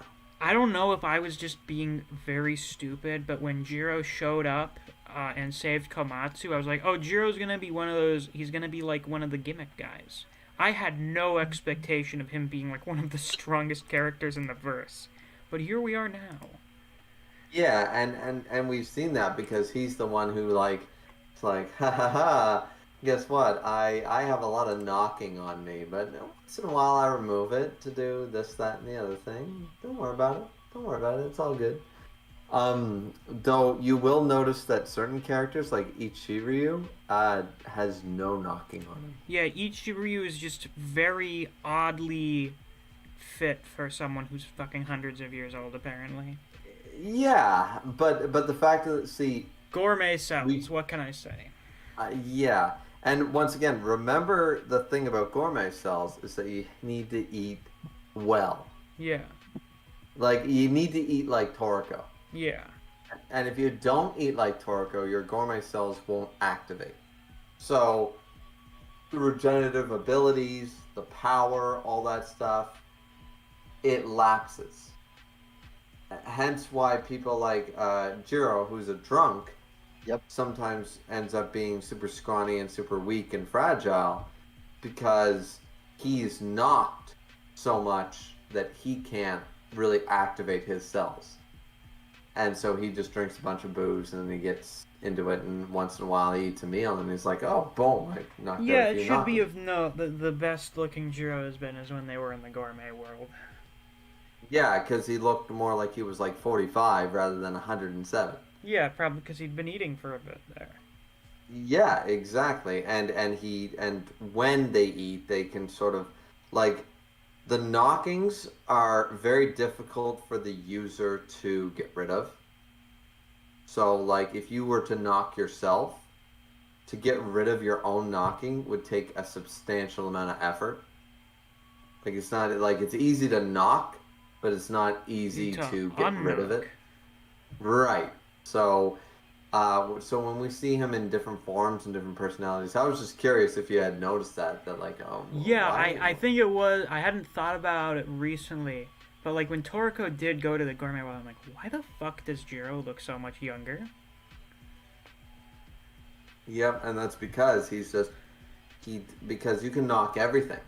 You can knock your age, you can knock your power, you can knock your body, you can knock everything. Everything is knockable. Oh boy. That's what we say. Yep. Fun. Fun shit. Yeah. And trust me, when I'm glad that 147 chapters in, and you've already acknowledged that this guy is one of the strongest in the verse, and I'm glad you recognized that early on because you're not fucking wrong. I don't know if this is still early on, then I guess so. But when they were like, oh yeah, Jiro's one of Acacia's disciples, I'm like, what? What the fuck? Yeah, because what Acacia had was 3 disciples. Yeah, he had Ichiryu, Jiru, and the gourmet core boss. Yeah, and well, I mean, there's a reason, as we were talking about before. There's the legendary generation, and well, that's pretty much it. All right then. Well, and you have Setsuna. You know, the granny, the greatest granny cook in all of manga. You are very incorrect, Randy. Toriko is actually good. Read it. Don't watch the anime. I did. I was doing the fucking work of God on Twitter like 2 weeks ago. Because there's this guy I've been following on Twitter that's been reading Toriko for the first time. He's like a bit behind where I am in it. And he just did like an update tweet where he's like, Toriko is fucking good. And this one guy was like, is Toriko any good? I remember trying to watch the anime and it fucking sucked. And I'm like, don't watch the anime. Read the fucking manga. The anime ruined everything. And it did. And I guess he's reading the manga now, so it worked. I remember when King of Lightning did that video on the last episode of the Toriko anime. God damn, Toriko basically ripped off Super Saiyan 4 Goku from GT.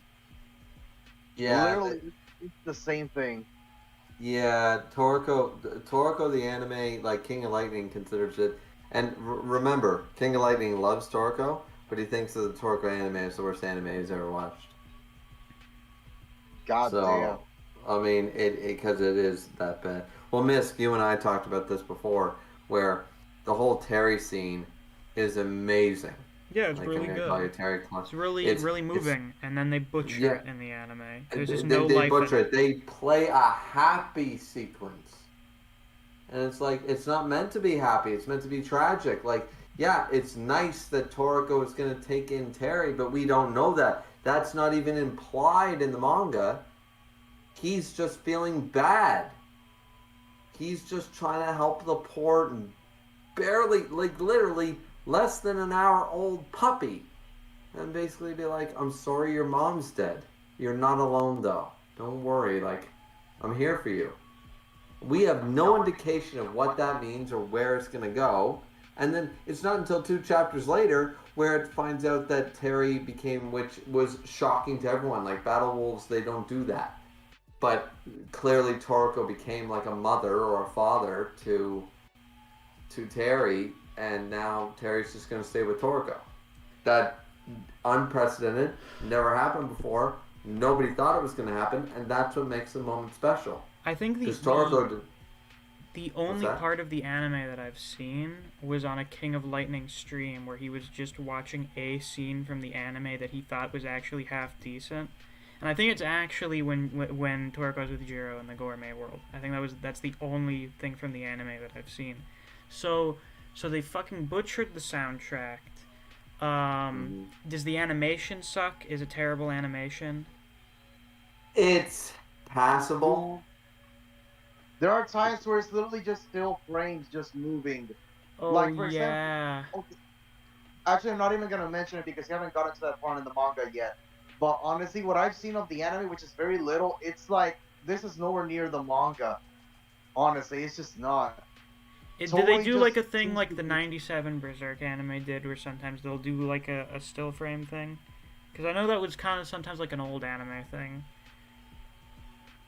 Old anime did it at least better because they would have moving lines in the background. Yeah.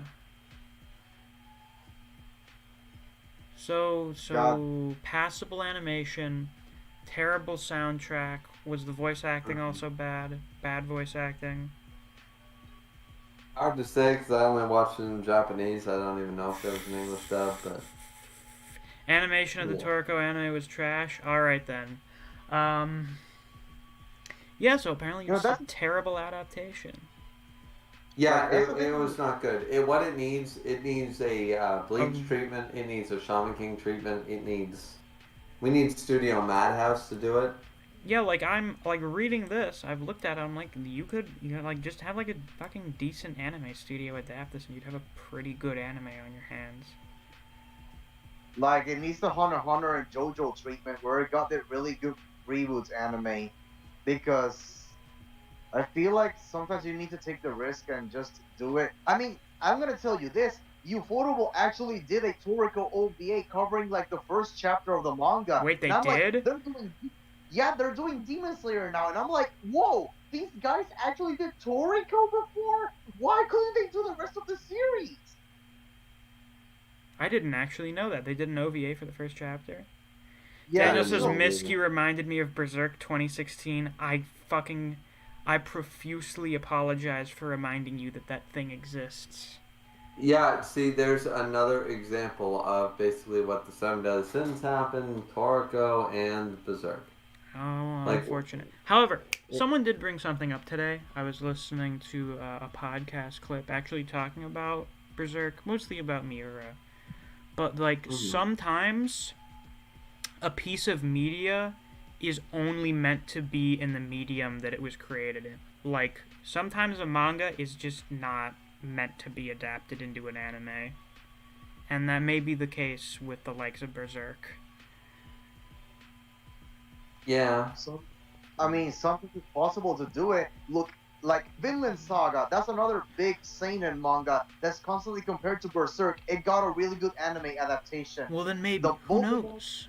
It seems like people are just unlucky. Maybe the art intimidates the studios. I would understand. I wouldn't want to have to try and emulate Miura's art for animation. Well, once again, you could look at Toriko. One of the big things, as you said, Misk, is the aura. The dumb How aura do you- hype bullshit. Yeah, how do you... It's very difficult. I think Bleach did it the best. Yeah, Bleach with did the it whole- fairly well. So with the it's not lines, impossible. with the whole, like, it felt like gravity pulling down on the scene.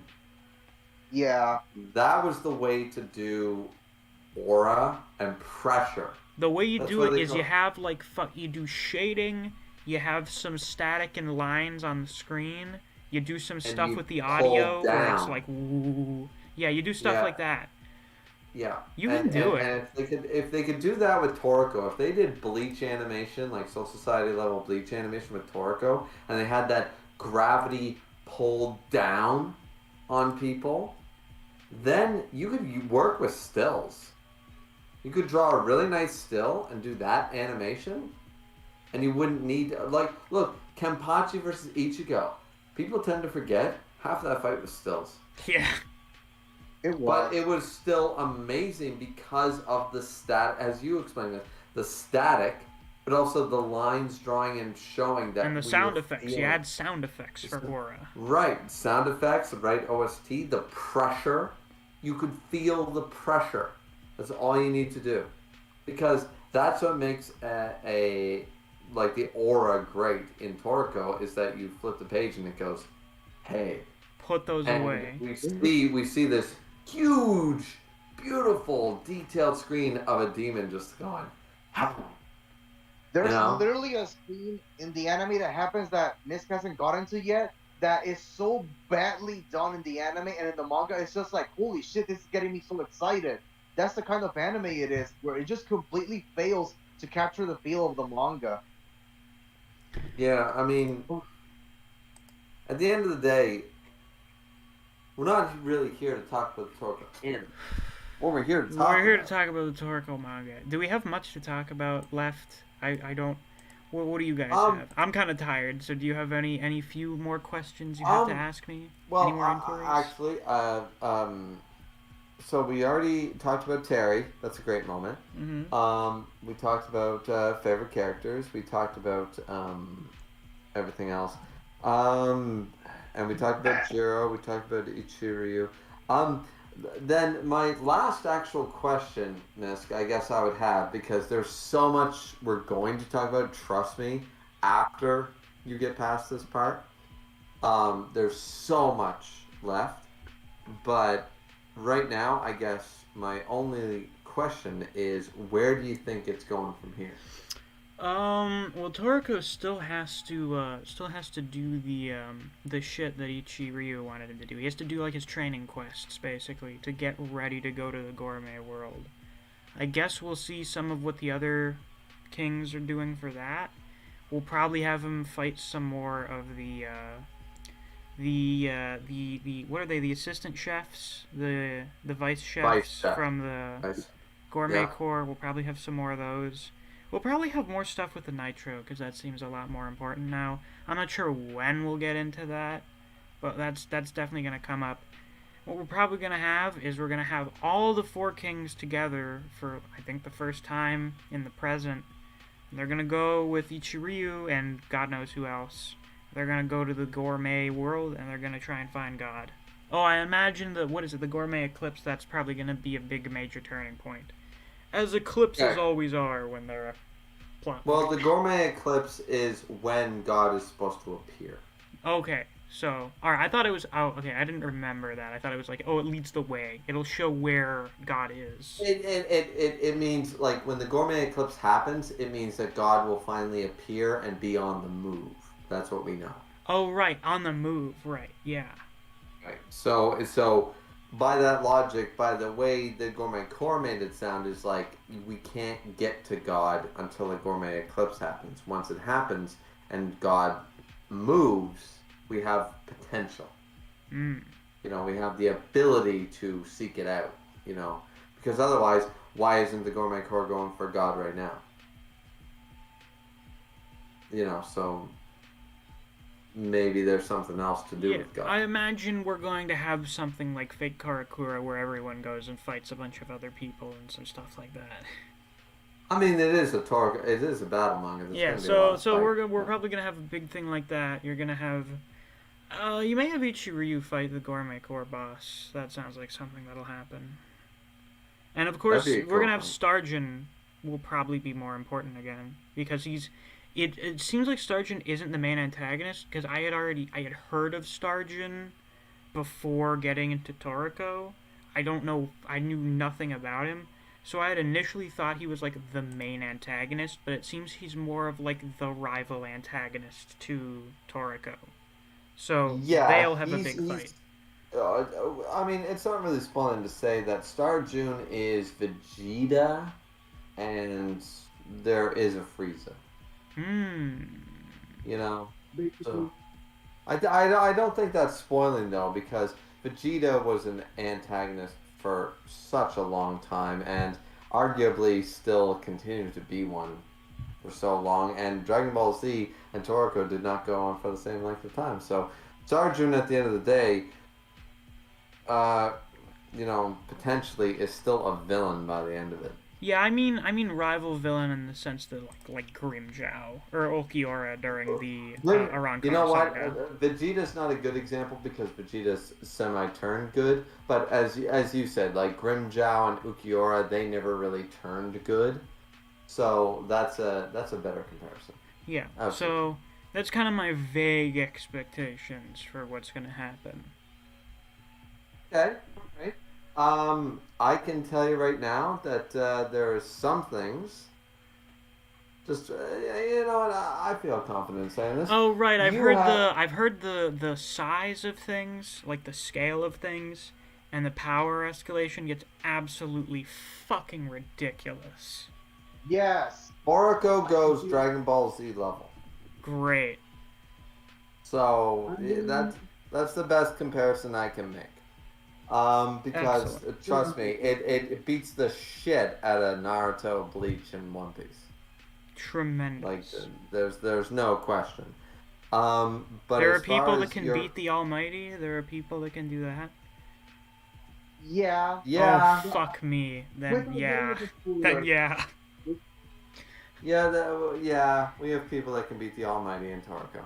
Well, then fuck me. Then yeah, it's gonna get a little nuts. Yeah, so and as far as your predictions go, I would say you're about 80% right. Nice. You got a good 75, 80% of it, Excellent, you know, excellent. on the direction. Not like without spoilers, like the direction is solid, what you're thinking. But you left some mistakes, you left some gaps, and you'll be excited to see them. Oh boy, how fun. Yeah, that's right. Well, I think that's really all I've got. You got anything else left to say, Tenryuu? all right. The only thing I'm gonna say is that I hope I have more to discuss. If you like complete the pre-time skip era, and then when you finish the series, I'll definitely have a lot more to say. Because it's a little Alrighty hard for me. then. It's a It's little weird hard to for me think to that this talk is when I. only. It's weird to think this is only a third of the way into Toriko because, like, well, Jujutsu's like my main series, and it's only at 151 now. I just haven't read any long stuff in a while. When was the last Like time I read something really long? I don't remember one of the actually. one of the reasons I got into Toriko was because I wanted something else to read other than the big three. Yeah. And after I was done catching up to One Piece, I'm like, so what now? What do I do? And I'm like, well, there's Toriko. I started in like 2012, and I caught up in like 2013, and I had those 4 series to read for quite some time, and then I'm reading a lot more now. But I can easily tell you that I still haven't found a new manga that really reaches the level of excitement that Toriko did. The closest thing I'm. would be, Oh yeah, continue, Tenryuu. yeah, the closest manga that feels similar or the closest to Toriko right now would be Undead Unlock. In terms of like how creative it is and the dynamic between the main characters and the scope of the story, I'm like, this could be a new Toriko. You should check I it out. It's pretty. actually It just came out. started reading. Well, I had started Undead Unluck a while ago, but I only read the first 3 chapters. I started reading it again this week, and holy fucking shit, did I not expect most of that stuff out of it. Undead Yeah, Unluck's pretty good. it's a good series. It's a good series. Yeah, Undead Unlock honestly is the closest thing to Toriko we have right now in the It's magazine. weird. I did not expect all of this weird shit out of it, and I like it. Yep. That's why I'm really happy we got that right now. It just needs more chapters for me to be like, yeah, this could be like legitimately Toriko levels of hype. Yeah, they're at But 66 now. I think they're at 66 chapters. There's been some good shit lately, apparently. I still need to catch up. I'm on like chapter 30 something. 30 something, I I'm think. actually, I'm actually gonna check. Yeah, chapter 66 was the latest chapter. So Yeah, there's a lot there. Yeah, it's fun. I like the cast. I like the concept. It's actually a pretty interesting concept for a story and a setting. So it's literally one of the most creative things I've ever read in manga in quite some time, and that's the reason why I'm like, okay, yeah, we finally got something good out of last year. Despite the pandemic, we got some new good manga.